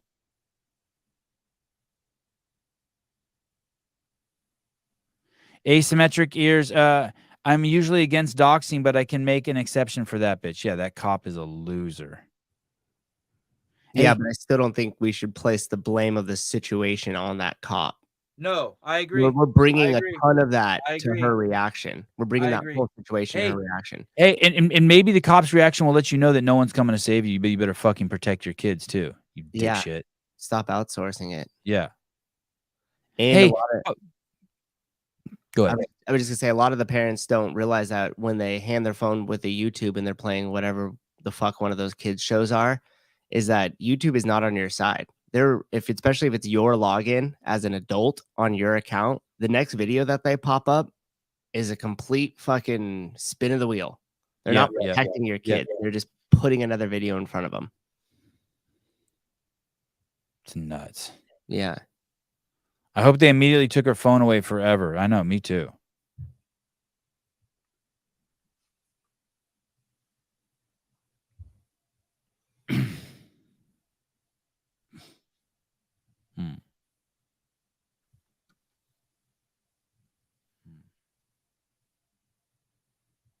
I think that was a Democrat, by the way. Somebody in the comments said, "Looks like she's just cop was trained to divert doing any work herself." That looked right. Like as if she was like, "Fuck, my shift is almost over. I'm not going to jump into this and have to deal with paperwork or anything." A business owner goes off on socialist city council member during a chaotic public meeting at about Seattle's drug laws. This is fucking just chaos, dude. I cannot imagine having a business in Seattle, a small business. Here we go. The so-called war on drugs was created as a weapon aimed at reestablishing the mythology and stigma of Black criminality that has been a core ingredient of the racist narrative in the United States. You voted against me and shut me down. I lost. So that's like a council member saying, basically saying that the laws that stop crime are to hold the black man down. Oh, this is laws to hold the black man down. The whitey is very dangerous, and these are just laws to stop the black man, right? And then this is a black business owner just fucking railing this bitch. Generational wealth. And I'm supposed to listen to you. Stop using the black face with his white agenda. That's what you're doing. You're full of shit, and you know it. You voted against me, and I lost out on millions of dollars. I started cannabis here in this city. Emerald City Collection was the first downtown Seattle dispensary, not Sean Kemp. And you voted against that. And you sit up here talking all this bullshit. Now, what about that? Now, that's real. That's real. I'm a pioneer in this. And she's going to be using the black face for this white agenda. Vote for this bill and clean up this damn city. I've been here since 1978. Clean up Seattle. Stop all this bullshit. And clean it up. What's funny is though this guy's conflating all sorts of shit. Like he wants to say it's the white agenda. Mm-hmm. Well, it's the white Democrat agenda, but fucking don't forget 80% of fucking blacks are Democrats too. If you're gonna do the whole skin color thing. Caller, hi. Like whites or Democrats. Hi. Hi. What's going on, fellas? Hey, what's up, Sorry, dude? I haven't called in a while. How you doing? Good, you know. I'm great. I'm a little late. You had moved on that story with the cop, the female that you just had. Yeah, hey, hold on 1 second. Hold on. This fucking roadcaster. Roadcaster should fucking pay me for having to use their shit. Is there any? Do you guys know any other shows that use roadcasters where it works properly? Okay, go ahead. Sorry, Jeremy. Mine works great. Hello, Jeremy. Yo, I'm still here. Okay, go ahead. So you want to talk about the cop and the child porn? So she was out of line for sure. Susan had nailed it. Maybe she was at the end of her shift and she's like, you know what? I'm just gonna say something that's gonna get me out of this. Or, anyways, I was gonna offer a perspective as a single dad with an almost 11-year-old daughter. I fought tooth and nail with her mom to not give her a phone. So she's going to be 11 in like 3 weeks. Got a phone probably a year ago. So she was almost 10. She got a phone. Now it only has the capabilities of, YouTube, TikTok, stuff like that. She can Facebook message me or her mom. But even that, what I've noticed is that's even to me too much, because I'll she'll be in the other room thinking I can't hear, and I'm listening to the TikToks that she's watching or whatever, the YouTube videos she's watching. I'm like, how old is she, dude? All right. How old is she? She'll be 11 in 3 weeks. No. So no. I know, trust me, I fought tooth and nail for this not to happen. So what it did for me, to Susan's point, is it absolutely forced me to be the helicopter dad, at least when she has the phone, which I limit. When she's with me, like today, I've given her a little bit of time she talked to her friend, she like Facebook messaged her friend, and then she watched YouTube for a little bit. But I'm like, all right, now we're going to go outside. Now we're going to go do whatever. I'm not giving you like the whole day, which she gets when she's with her mom, to be on your phone. So it's forced me to be this helicopter dad. And I think that father in that video is maybe he's just afraid, I don't want to be the helicopter dad. I don't want my daughter to hate me. And it's like, you know what? I'd rather her hate me right now at 10, almost 11 years old, but then thank me at 18 or 19 or 20 when her friends are, all screwed up and she's not, that's how I look at it. So dude, if I have to be a helicopter dad, now I'm going to do it. You can hate me all you want, and she'll get mad. She'll get really mad if I'm like, all right, phone away. She'll, oh, this isn't fair. Mom lets me do this, or blah, blah, blah. And I'm like, okay, that's cool. You don't understand it now, but there'll be a day where you do. You'll see why. Keep fighting the good fight, dude. Good to hear your voice. Absolutely. Also, I wanted to add, I got recognized yesterday. I took my youngest daughter to gymnastics, and I'm standing there, and someone came up and said, "Are you Jeremy?" I'm like, "Yeah." She's like, "Oh man, I've heard you on Sevan so many times. You used to call in all the time, and I just wanted to say hi. I recognize you from Instagram and blah blah." And I'm like, "Wow, I guess I'm getting a little famous thanks to you." So I appreciate that. I had to give you a little shout out there. Yeah, good. They better recognize. They recognize. Yeah. Anyways, you guys have a fantastic Sunday, and it's good talking to you. Good talking to you too, brother. Thanks for telling the story. Adios. Absolutely. Peace out. Bye. Asymmetric ears. Yeah, like Susan conflating everything the 11-year-old parents did or did not do prior to the cops visiting. He was not conflating. He was not conflating. He was getting, so there were two people interacting there, and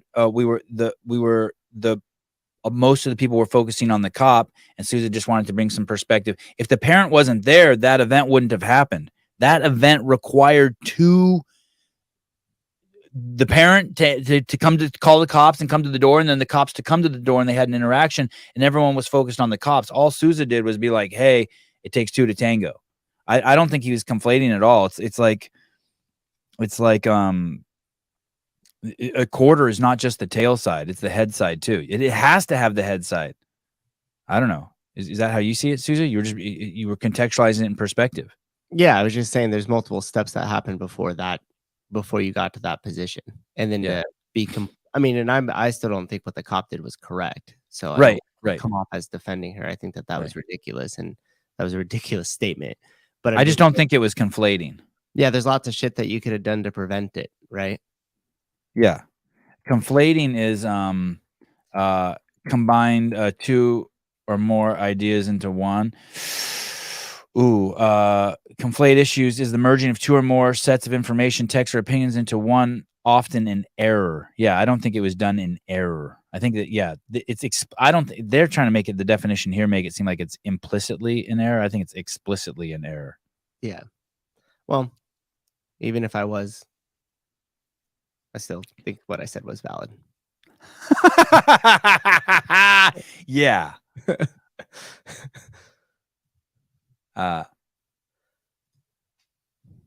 Conflate these nuts. Oh man, Bernie. Oh, Bernie. Oh, Bernie. Mom and dad need to be on the same page regarding a child's phone usage and other matters. Too often in our society, they compete against each other. No conflate situation. Good luck having kids, people. Good fucking luck.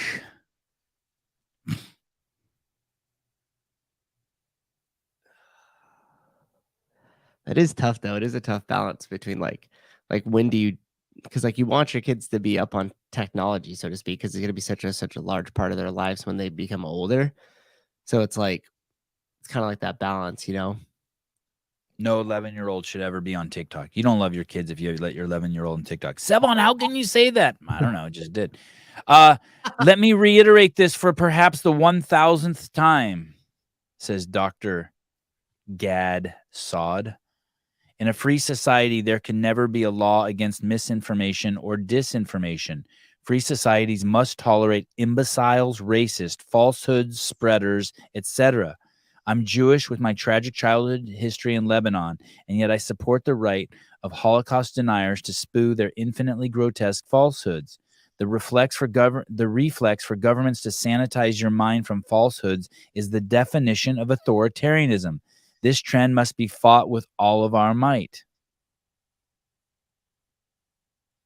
God damn, how do people not see that? Do you know that the UK has a law that's against hate speech? Yeah. How retarded is someone to think that that's okay to have a law like that? Yeah. That's like Ben Greenfield. That's like that Ben Greenfield talk. That's like Chat GPT talk. Yeah. Super short-sighted. I love honeybees. That's hate speech because everyone knows honeybees sting people and kills them. Yeah. People who are allergic to bees die when they get stung. And you just said you love bees. That's hate speech. You're a fucking piece of shit.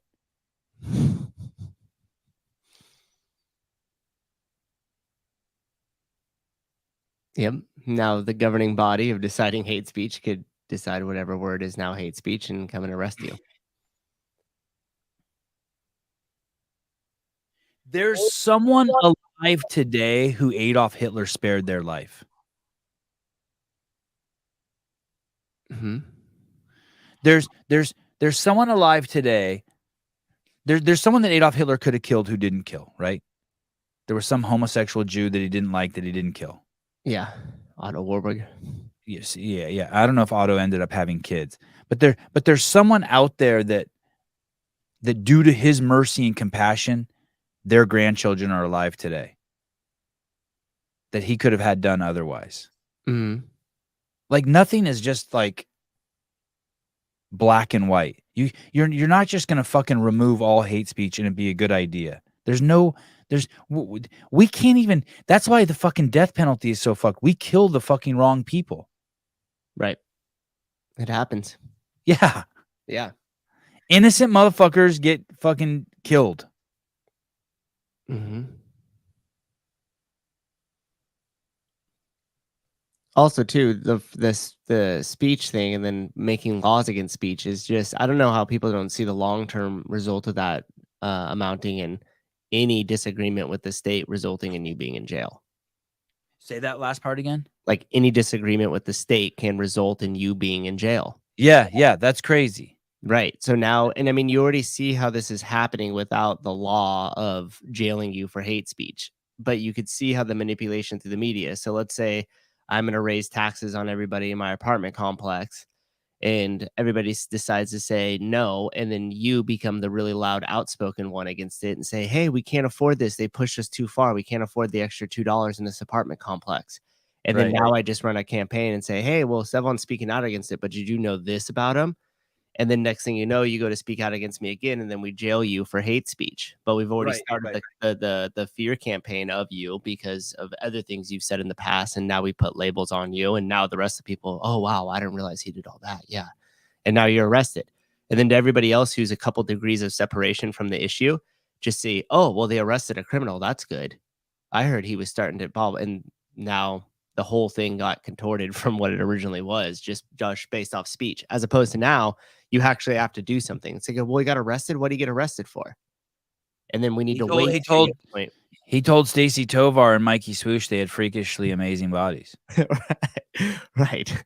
So that's going to be interpreted very differently by different people, as opposed to if they said, well, he broke into my car through my window, rigged the ignition, drove off in it. Now we could all point at that and say, oh, okay, yeah, he did something bad. He took your property. But when you don't have that and you just have the speech thing, anybody could start to change that to just make you out to be the villain and arrest you. Those same people who think it's okay to outlaw hate speech are the same people who think that the injection is valid. They refuse to ask like 5 questions, 1 question. They refuse to scratch the surface and be like, how do we know the injection works? What actually is hate speech? How do we enforce that? Yeah. What if something that's really positive gets lumped up with the hate speech talk? Yep. Yeah. And these things change over time, right? I would say what that guy Travis Kelce did that we showed in the beginning of the show, the tight end for the Kansas City Chiefs, was hate speech. People are going to die because of his People action. are going to be hurt. Yeah. Yeah. Interesting, right? It's so frustrating that we live with just... Okay, here we go. Put $500 cash in an envelope and mail it to yourself. If you don't have the balls to do it because you think it might get lost, you should probably vote in person come November. $500 cash in an envelope and mail it to yourself. If you don't have the balls to do it because you think it might get lost, you should probably vote in person come November. Oh, Put $500 cash in an envelope and mail it to yourself. If you don't have the balls to do it because you think it might get lost, you should probably vote in person come November. Wow. I like that because I didn't really know where it was going at first either. And then when she hits you with the punchline, you're like, okay, touche. It's good, right? Yeah, it is good. That was good. It's so good. Hey, they just got to get rid of mail-in ballots. The whole the whole thing is ridiculous, dude. What do you do if you don't have 500, 400? Uh, 400. You're actually called the average American. 400. Put in 400. Less than $1,000 in your savings and $20,000 in debt. I think that's the average now. Probably. Fucking crazy. I've mailed $500 to people with cash before. I've never had issues with mailing cash, but I still get her point. I think most people would have a problem. Gonna be nervous about it making it to the I destination. was nervous. Hey, I did buy a I can't remember if it was an ounce or a pound or half. I think I bought a half pound, 8 ounces of mushrooms once when I was in college. Mm-hmm. And they got caught. It got stopped at FedEx, and we didn't get it. It just went. They called you or someone tried to call you, and it's not the kind of thing you go down and pick up. Dude, that was like a $1,600 loss or something. Dude, I used to know a guy, and doesn't happen anymore. And this was 10, 15 years ago, but he used to mail weed across state to where it wasn't legal. So he'd grow it out here in Mendocino County, and then he would mail it over to the Boston area through UPS. And he would receive boxes of $50,000, $70,000 in cash to his house. Wow. And I would ask him, I was like, how in the world do you do that? And he goes, oh, dude, this isn't normal shipping weed to your friends. He was shipping, 10, 15 pounds at a time. And the people that he was doing that with in Boston hired somebody to come live in the area that he was in Mendocino County and work at his UPS drop-off location. Oh, shit. Then they had another guy at the distribution center. Then they had another guy at receiving. Then they had another guy at the local UPS. So it was moving through people who were on the inside. Hey, that's smart. That's smart. Yep. Yeah. It was crazy, dude. I never felt comfortable like at his house. You always were just like, is someone going to kick this door in and just lay everybody out on the floor? And he would just be sitting there counting in 20s to where he didn't count the money. He would just weigh it. Yeah.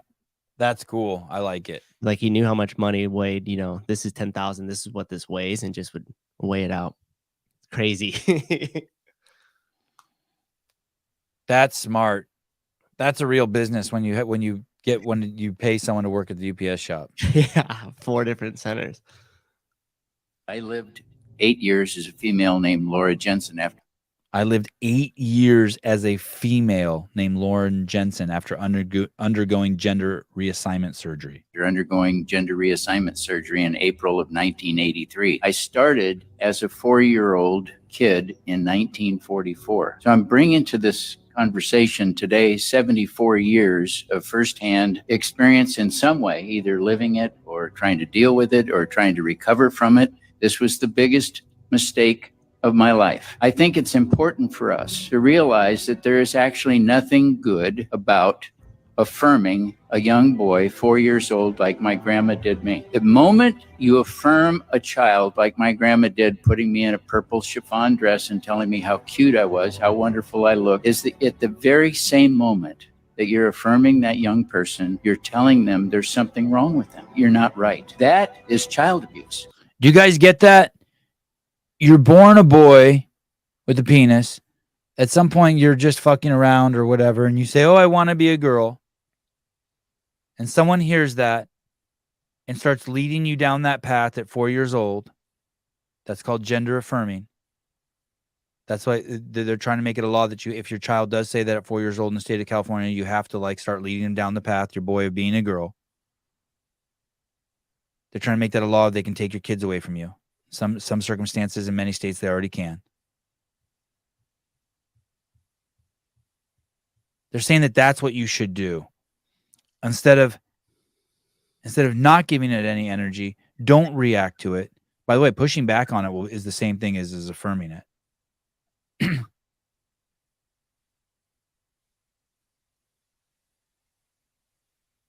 Dick Butter, yeah, we get it. We're not retards. Chester, that's grooming. Yeah, that is grooming. Well said. This is so fucking pathetic that this has to fucking be explained. if you were a parent and you fuck with your kids at 4 years old on any level about their sex, and you're even introducing stuff about gender to your 4-year-old kid, you've already fucked your kid up. All those kids we see on TikTok, on Instagram, anyone who's like making that journey or having those discussions as a young child, you're fucked. You're going to spend this poor guy, you're going to spend the whole rest of your life untangling that mess. We need to begin calling it what it is. It's not affirming a child. It's causing them to be depressed and anxious about who they are. And then we go on to inject hormone blockers into them and begin altering their body. Can we begin to understand today from these discussions how destructive this is to the psyche? It's no wonder they end up with separation anxiety and bipolar disorder, dissociative disorders, schizophrenia, and many other disorders. I lived 8 years as a female. My kids are not worried about who they are in their head because they're creating who they are by drawing pictures, throwing rocks, shooting BB guns, playing basketball, kissing and hugging their grandmother, learning to sew, going out with Susan and I and eating hamburgers. They're not worried. They're not fucking worried about choosing who they are ever. They're creating who they are. They're getting white belt stripes. They're getting gray belt stripes. They're just fucking kids. They don't need to think about who they are. They know that there's someone that makes eye contact. They know that there's someone who shakes hands with adults when they meet them. They know that there's someone who lets women and children walk through a door before they walk through. That's who they are. They're not choosing those things. That's who they are through their practices. That dumb shit starts in school. I'm a bachelor's of science. I'm a PhD. I'm stolen valor. I'm a Navy SEAL, even though I'm not. That's all that bullshit. Why are you introducing that shit to your fucking kids? Yeah. Don't do that. Don't even have those conversations with them. Or putting them in environments where it's being introduced to them. Yeah, it's fucking nuts. Even letting them play a video game and they get good. I'm really fucking good at Pac-Man. I'm 12 years old and my name's Johnny. Fine. Yeah, it's cool. You already gave them a fucking name. Let them build an identity.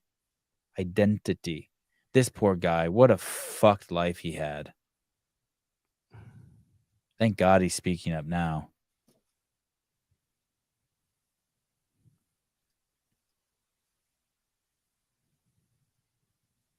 Oh, this one's called Airplanes Are Cool. Oh, this is great. This is great. If you're listening to this, you're not going to get this one. Sorry, I apologize. But it's called Airplanes Are Great. My son saw me looking at this on my phone. He looked over my shoulder, which I don't approve of. And he goes, first thing he said to me, he goes, "Who filmed that?"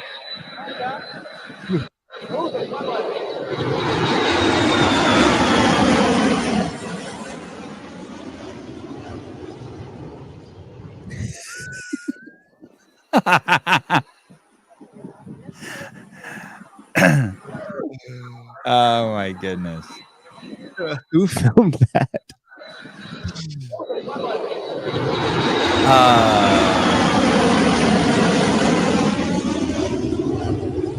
Hey, I didn't even know he's looking over my shoulder. It was fucked up. You got to get one of those privacy screens. I do need one of those. I do think I need one of those. Yeah. This is a good question. Sevan, is there an age to graduate from BB guns? My girls were introduced to shooting and love it. Dude, I'm going to tell you, my boy's 8. My other 2 boys are 6. And I would never have introduced them to BB guns. But the last time we went to Greg's house, Greg bought them 3 BB guns, a BB gun each, a fucking 6,000-pound box of BBs, and safety goggles. And he lets his kids shoot on the property. They live at their house with 16 acres. So my kids were just outside shooting the whole time. Greg gave them the safety lessons. I've taken them to Dave's and they've gotten safety lessons there. That shit stresses me out. But now they come home and they shoot in the backyard like fucking every day. Put on their goggles. They sit down. They know all the rules. Don't sweep people. And my sister's kids were shooting real guns at that age. So I don't know. That shit stresses me out. I'm not going to lie. I mean, I like going out there and shooting them with them. I wish I had an answer for that. I feel like I have an answer for everything, but I'm telling you the truth. That shit stressed me out. Now it doesn't. But breaking the seal stressed me the fuck out. When I was like, Greg's like, hey, I'm going to teach your kids how to shoot the BB guns with my kids right now. And then the next 3 days we went to Greg's. My kids were in the backyard shooting guns fucking for 8 hours. And they're good at it now. They're crazy shots. They put scopes on their guns and like it's crazy. Oh, I don't know. Yeah. Cool. I didn't shoot a BB gun at 6. I didn't shoot a BB gun until I was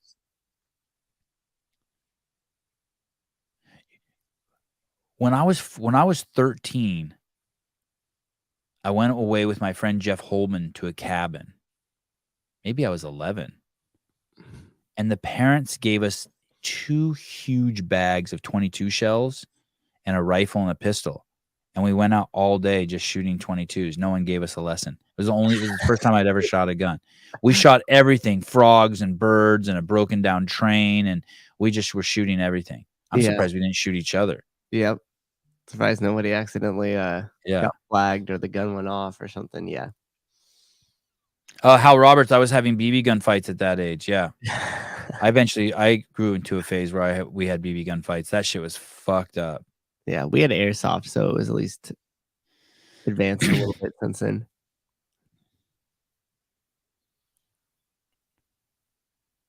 Justin V, I was so excited to be a good father, but the capable child consulting stopped posting on IG, so who knows? Dickhead. Yeah, I was actually just thinking the last time we had an airsoft war, we walked down to the elementary school. This was obviously years back. And there was like 5 or 6 of us running around with these AR style, airsoft guns or like shotgun style airsoft guns. Yeah. Dude, if we did that now, the fucking cops would roll through. So, I mean, school wasn't in session. It was on the weekend, so nobody was on campus. But still, you have like the straggler teacher that's coming in to like work on something in the classroom or like the janitorial people, and all of a sudden you get a call like there's 5 or 6 kids down here with fucking guns. What do they shoot? What's the bullet look like in an airsoft? It just looks like a BB, but it's just a plastic one. Oh, okay. It hurts. Usually you feel it. Usually they're a little bit, less powerful. There's not as much PSI going through it, but it all depends on the one you buy, obviously. What does this mean? My girl shot some 300 BLK. Is that kind of like BB or pellet? Yeah, it's probably some gun stuff above our pay grade.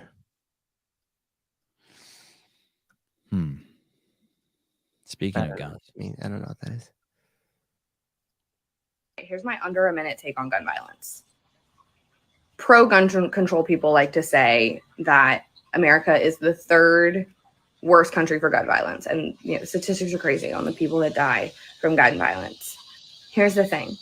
If you take the cities of Chicago, Detroit, Philadelphia, Los Angeles, and St. Louis out of that equation, we become like the 189th out of 193 country for gun violence. And all of those cities have really tight gun control and are very, very liberal. Because it's almost like in liberal run cities, gun violence and gang violence are rampant. This is not a nationwide problem. It's a liberal city problem. Here's my Dude, that is a crazy statistic she just said. Basically, the United States is at the very top of gun violence statistics. But if you take out Chicago, Detroit, Los Angeles, Philadelphia, and St. Louis, it's at the very bottom. There's only 196 countries. Yeah. I don't know if I believe that, though. You don't believe, you don't know if you believe her numbers? Yeah.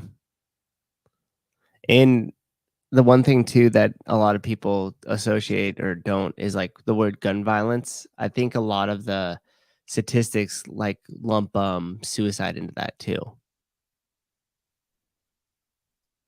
Let me show you the mayor of Chicago.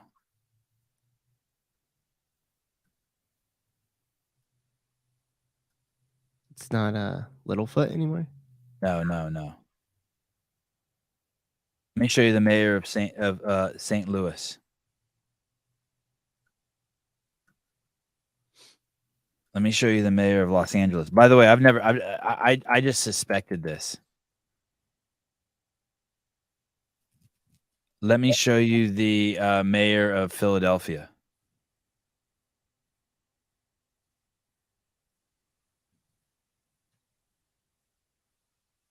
Democrat. Old guy. Old Democrat. Let me show you the mayor of St. Louis.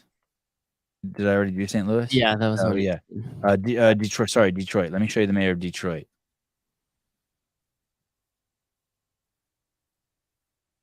Holy shit. Detroit has a fucking white guy as a mayor? Mike Dugan.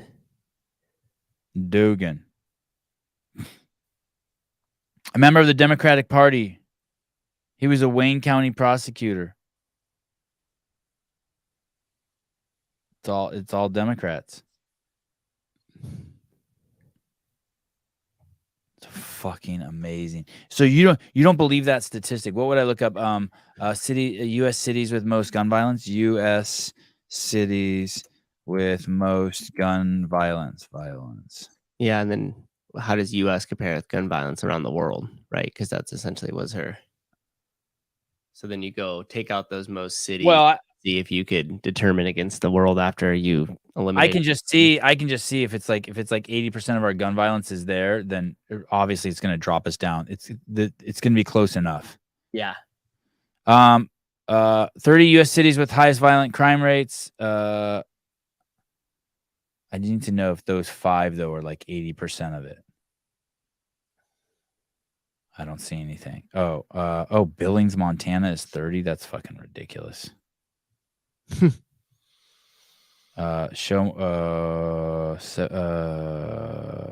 cities with highest crime violence. I don't find it easily. Anyway, Sousa doesn't believe it. Not that he disbelieves it. He just doesn't believe it. I just need more evidence. Okay. Yeah. More information. More information. City crimes involving drugs. City dash gun deaths in big cities. This is how American do math. Map of gun deaths shows lowest rates in cities that. Oh, David. David. Hey, at least we're doing a little fact checking. Yeah. Professional fact checker. Asymmetric ears. Nobody cares about knife violence. Interesting.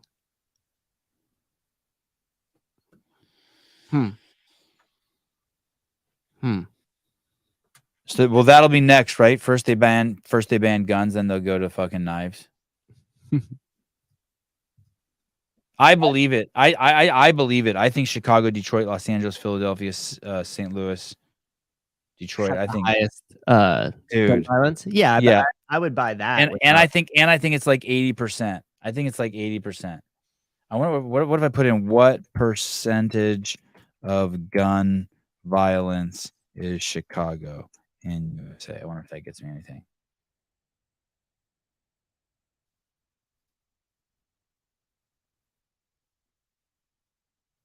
God damn. In 2020 alone, gun homicides increased 52% in New York City. Jeez, man. This is well, this map on the CDC is interesting because technically by like population or whatever, Alaska is the most. Because of like those jackasses. Yeah. Oh, they got it by year here. That's interesting. In the meantime, let me give you this public service message from a professional soccer player, Maddie Kuzak. Hi, my name is Maddie Kuzak, and I play football. My name is Maddie Cusack, and I play football for Sheffield United Women. I'm going to have my vaccine when I'm invited to, and I'm going to have my vaccine to ensure that I keep my friends and family safe. Thank you, Maddie. Maddie Cusack, Sheffield United. Bye-bye. Wait, what? She died? Hi, my name is Maddie Cusack, and I play football for Sheffield United Women. I'm going to have my vaccine when I'm invited to, and I'm going to have my vaccine to ensure that I keep my friends and family safe. Hey, and here's the thing. Her friends and family are safe now. Oh, fuck. Wow. That's fucking sad, dude. It's horrible. It's fucking horrible. David Weed killing two birds with one stone. Sevan and numbers is like Danny Spiegel and clean reps.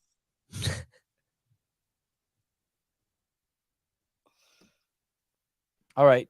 Tomorrow, Jorge Fernandez, winner of something. Yeah, fittest team.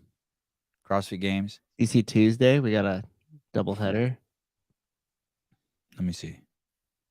Oh, yeah, shit. Tuesday's crazy. Tuesday's Greg Glassman in the morning and Guy Malheros in the evening. In that time. Oh, that show is going to be huge. With you. Hey, what's up, dude? Oh, yeah, shit. Tuesday's crazy. Hey, Sevan. Hey. What is happening Just here? a question here. All right. Quick story. Quick finish up to the story about the photo. About the what? Uh-huh. The photocopying the nuts. Oh, yeah. Okay, I sat down on the old goat, the tuck underneath the legs. Sat down, nice gentle. The funny thing about this is buddy laid on top of it like a T-bone steak, where he pulled his tip up to his button, laid down on that, and we were at school the next day, and get called to the office. It's sitting on the desk of the principal, and he goes, "I failed to turn this over before," and my buddy's Neil on the other side, T-bone steak. Police had to come down and everything. An absolute mess. Fuck. That's crazy. Hey, hold on one second. Did you see my phone's fucked up again? No, what happened? It was popping. Could you hear it popping? Like every other word of his was cutting out. Do you hear that, or just me? I didn't hear that. No. Oh, maybe it's just me who gets that. Hey, could you deny that it was your dick? I mean, I wish, but it had my autograph written right on it too. Oh, Zach Ledegar. And I just, what? I didn't get anything from this too because my buddy had the nice setup with the T-bone steak, and mine looked just like an Asian pho bowl. Just mashed, you just had butt spread, everything just kind of squished in there. Hey, what did they give you the picture back, the photocopy back? I never saw it. They called up our parents too, and my dad gets on the phone and he's like, "Well, if you're charging them for child porn, you guys are looking at it. So what's the charge for you guys?" Oh shit! Nice, solid pops. And they kind of shut it down real quick, and yeah, solid pops. Yeah. But hey, before I go here, Sevan, you guys plan on having Chris Cooper back? Yeah, fuck Yep. yeah, Yeah. 1,000 Okay. times. Yeah. Because we're opening up, my buddy and I are opening up a gym. We're using his new program that he just set up to open a gym versus correct the gym. And I'd love to even just call in when he's in there because it's been fantastic. Oh, hey, did you open? Is it a CrossFit gym? Yeah, CrossFit gym. Yeah, we do strength conditioning, and we should be opening here in the next 3 weeks. What's the name of it? It's called Echo Athletics. Are you affiliated or no? We're going to be here in the next couple of weeks too. We didn't want to spend that money right away when we weren't sure of time frame. Sure, I ain't hating. Yeah. What city? Wareham, Massachusetts. Oh, kind of on the gateway of Cape Cod. Wow, you're an odd duck in Massachusetts, right? That's crazy. It's unbelievable. Mama has a dick land, right? Yeah, only second to California. Okay.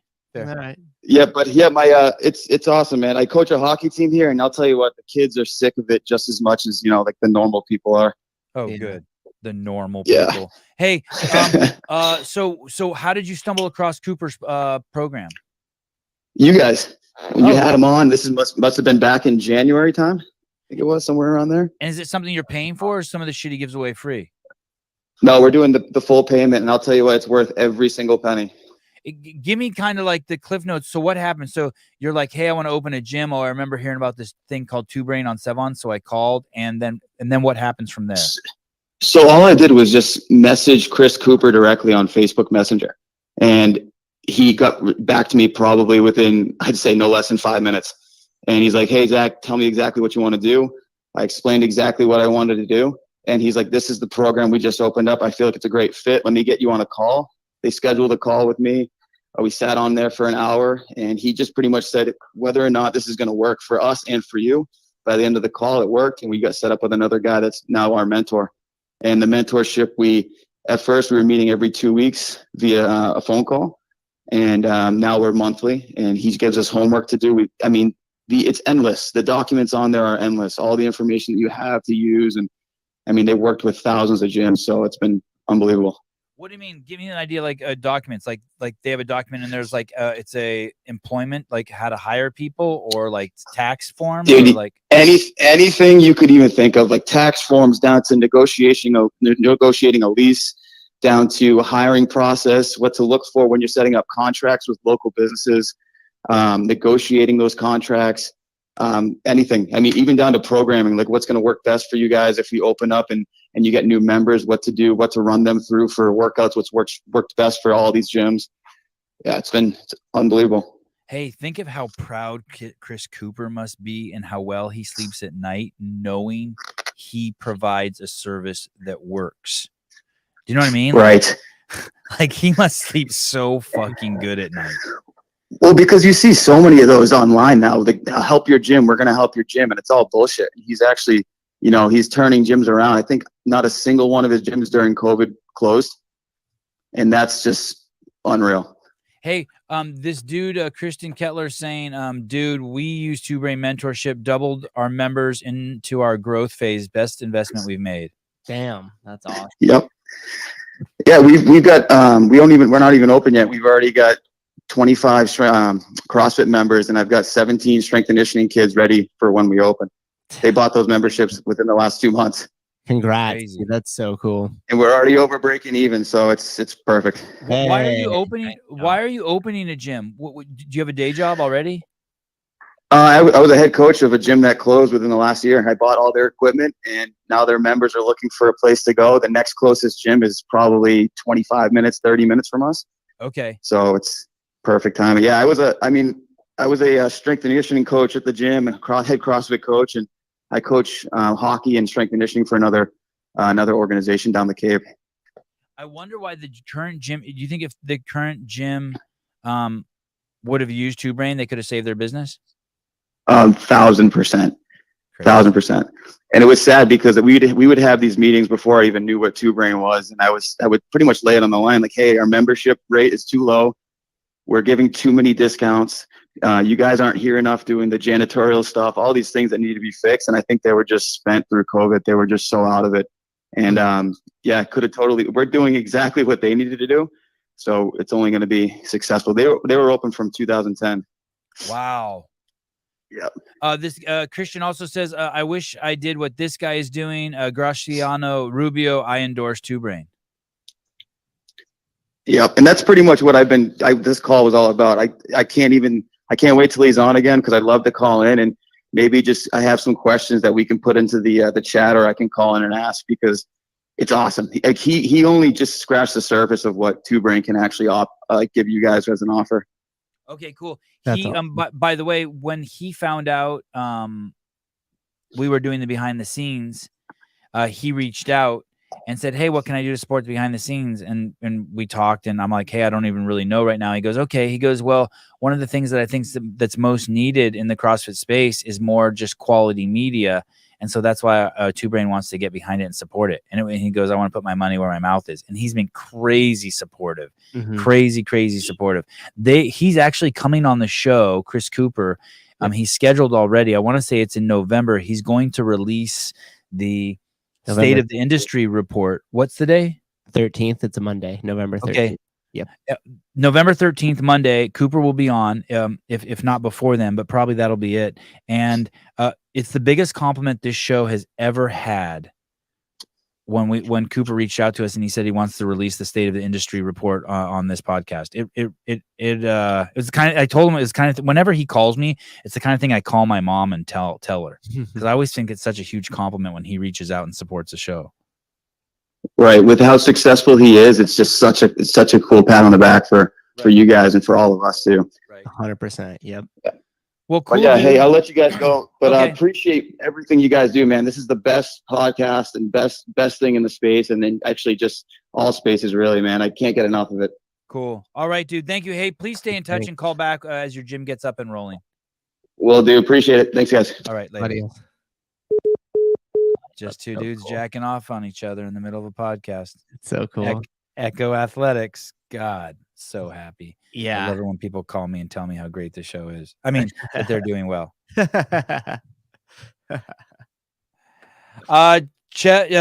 Donald Trump leading fuck Joe Biden by double digits. Just thinking how the next year is going to look. Buckle up.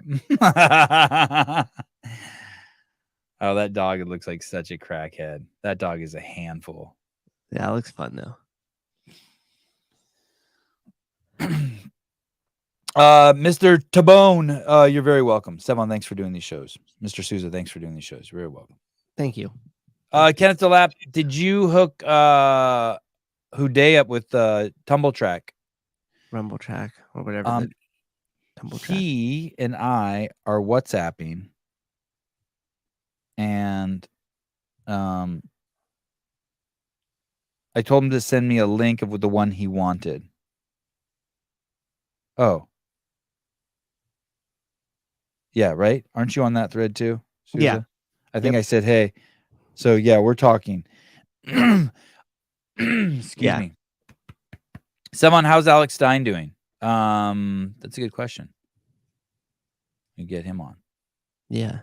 Would be good. Get him and Gary Roberts and Hunter McIntyre on at the same show. The same show. That'd be wild. That's not fair, lumping Hunter up in there. All right. Good stuff. See you guys tomorrow. Good week. There's a lady on. There's a show you guys don't want to miss. I don't know if it's going to be a good show, but there's crazy potential for it. You talk about Wednesday? Yeah. Yeah. Mary Heffernan. Yep. You want to see that show Wednesday morning, 7 a.m. It's going to be, could be a doozy.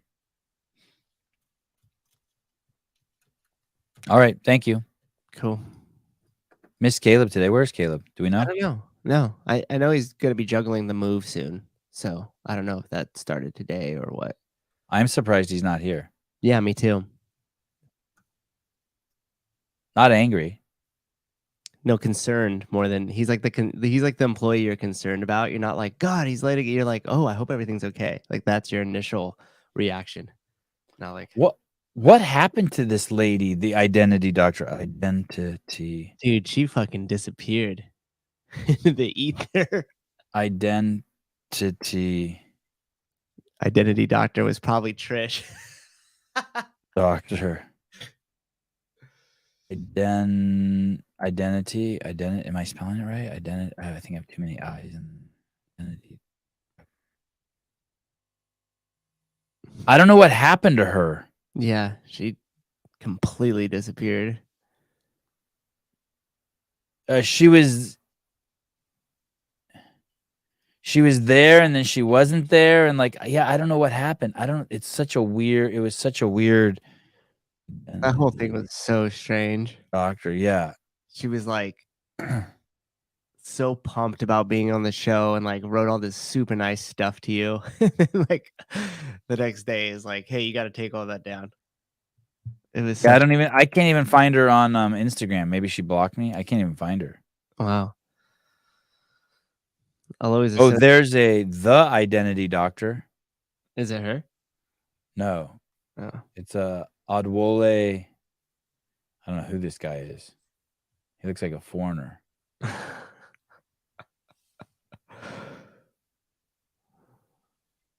She lost her identity. She had an identity crisis. I think something was wrong with her. But dude, man, wasn't she crazy creative? Her Instagram account was crazy. Yeah, you really liked her reels and stuff. Yeah. Oh, here we go. I have this one titled Mikey Swoosh Logic. Look at this. It's a bonus clip. Rapper who promotes gun violence invited to White House to discuss stopping gun violence. God, we live in a fucking crazy world. Makes sense. It's interesting. They had the lyrics on here when I originally posted this. Man. That's funny. All right, I'm good. That was one more. I just slipped that one in there. I can chop was that off. good. That was Thank good. you. Thank you. Mikey Swoosh Logic. Yeah, just slid it in right at the end. Wait, hold on. Maybe one more. Oh, okay. Here we go. This is good. This one's good. Yeah, I like this one. You guys ready? Okay. Here we go. I think we've played this before on the show, by the way, but this one doesn't get old. Here we go. Really killed me was last Christmas we canceled a song that was written in the 1940s called "Baby It's Cold Outside." People said that they were triggered, that the lyrics were rapey and they had toxic masculinity, and that's fine if you feel that way, but radio stations across the country wouldn't play the song because people were outraged, which is fine if you feel that way. But at the exact same time, the #1 song in this nation for over 2 months was "Wet Ass Pussy." I am not making that up. You can look it up. Google it. So I want to wrap up my show by comparing and contrasting the lyrics of these two songs. If indeed this country has lost its fucking mind, shall we? Let's start with the horribly offensive Christmas song written just after World War II. I really can't stay, baby, it's cold outside. I gotta go away, baby, it's cold outside. This evening has been so very nice. Yeah, you fucking with some wet ass pussy. Bring a bucket and a mop for this wet ass pussy. Beat it up, N-word, extra large, extra hard. Put this pussy right in your face, swipe your nose like a credit card. My mother will start to worry. Beautiful, what's your hurry? My father will be pacing the floor, listen to that fireplace roar, well, maybe just half a drink more. Spit in my mouth. Look in my mouth. That really killed me. It was last Christmas. It's fucking We Live with Fuck. Hey, guess who that is? Grab a bucket and mop it up. Guess who's against the song written from the 40s? And who's for the song written, the Wet Ass Pussy #1 song? The Democrats for the wet ass pussy song. Yeah, mop it up. Mop it up. And the one that wants to there's no Republicans, listen to me, that are trying to cancel either of those songs. There are no Republicans trying to cancel either of those songs, but there's Democrats trying to cancel the Christmas song from the 40s. How is that not enough for you? What? How is it? Right? That's enough? That's like, okay, I get it. I'm good. Sum it up. Yeah. Good. I didn't get it before, but now I definitely do. Yeah, now I get it. Holy shit. Oh my goodness. DEI motherfuckers, fire all those people. Give them real jobs. Get all those people out. Anyone who prides themselves on anything having to do with diversity, equity, or inclusivity is a bad person. They are a hater of freedom of speech. They're a hater of black people, and they're a hater of all marginalized people in the guise of loving them. Just remember that.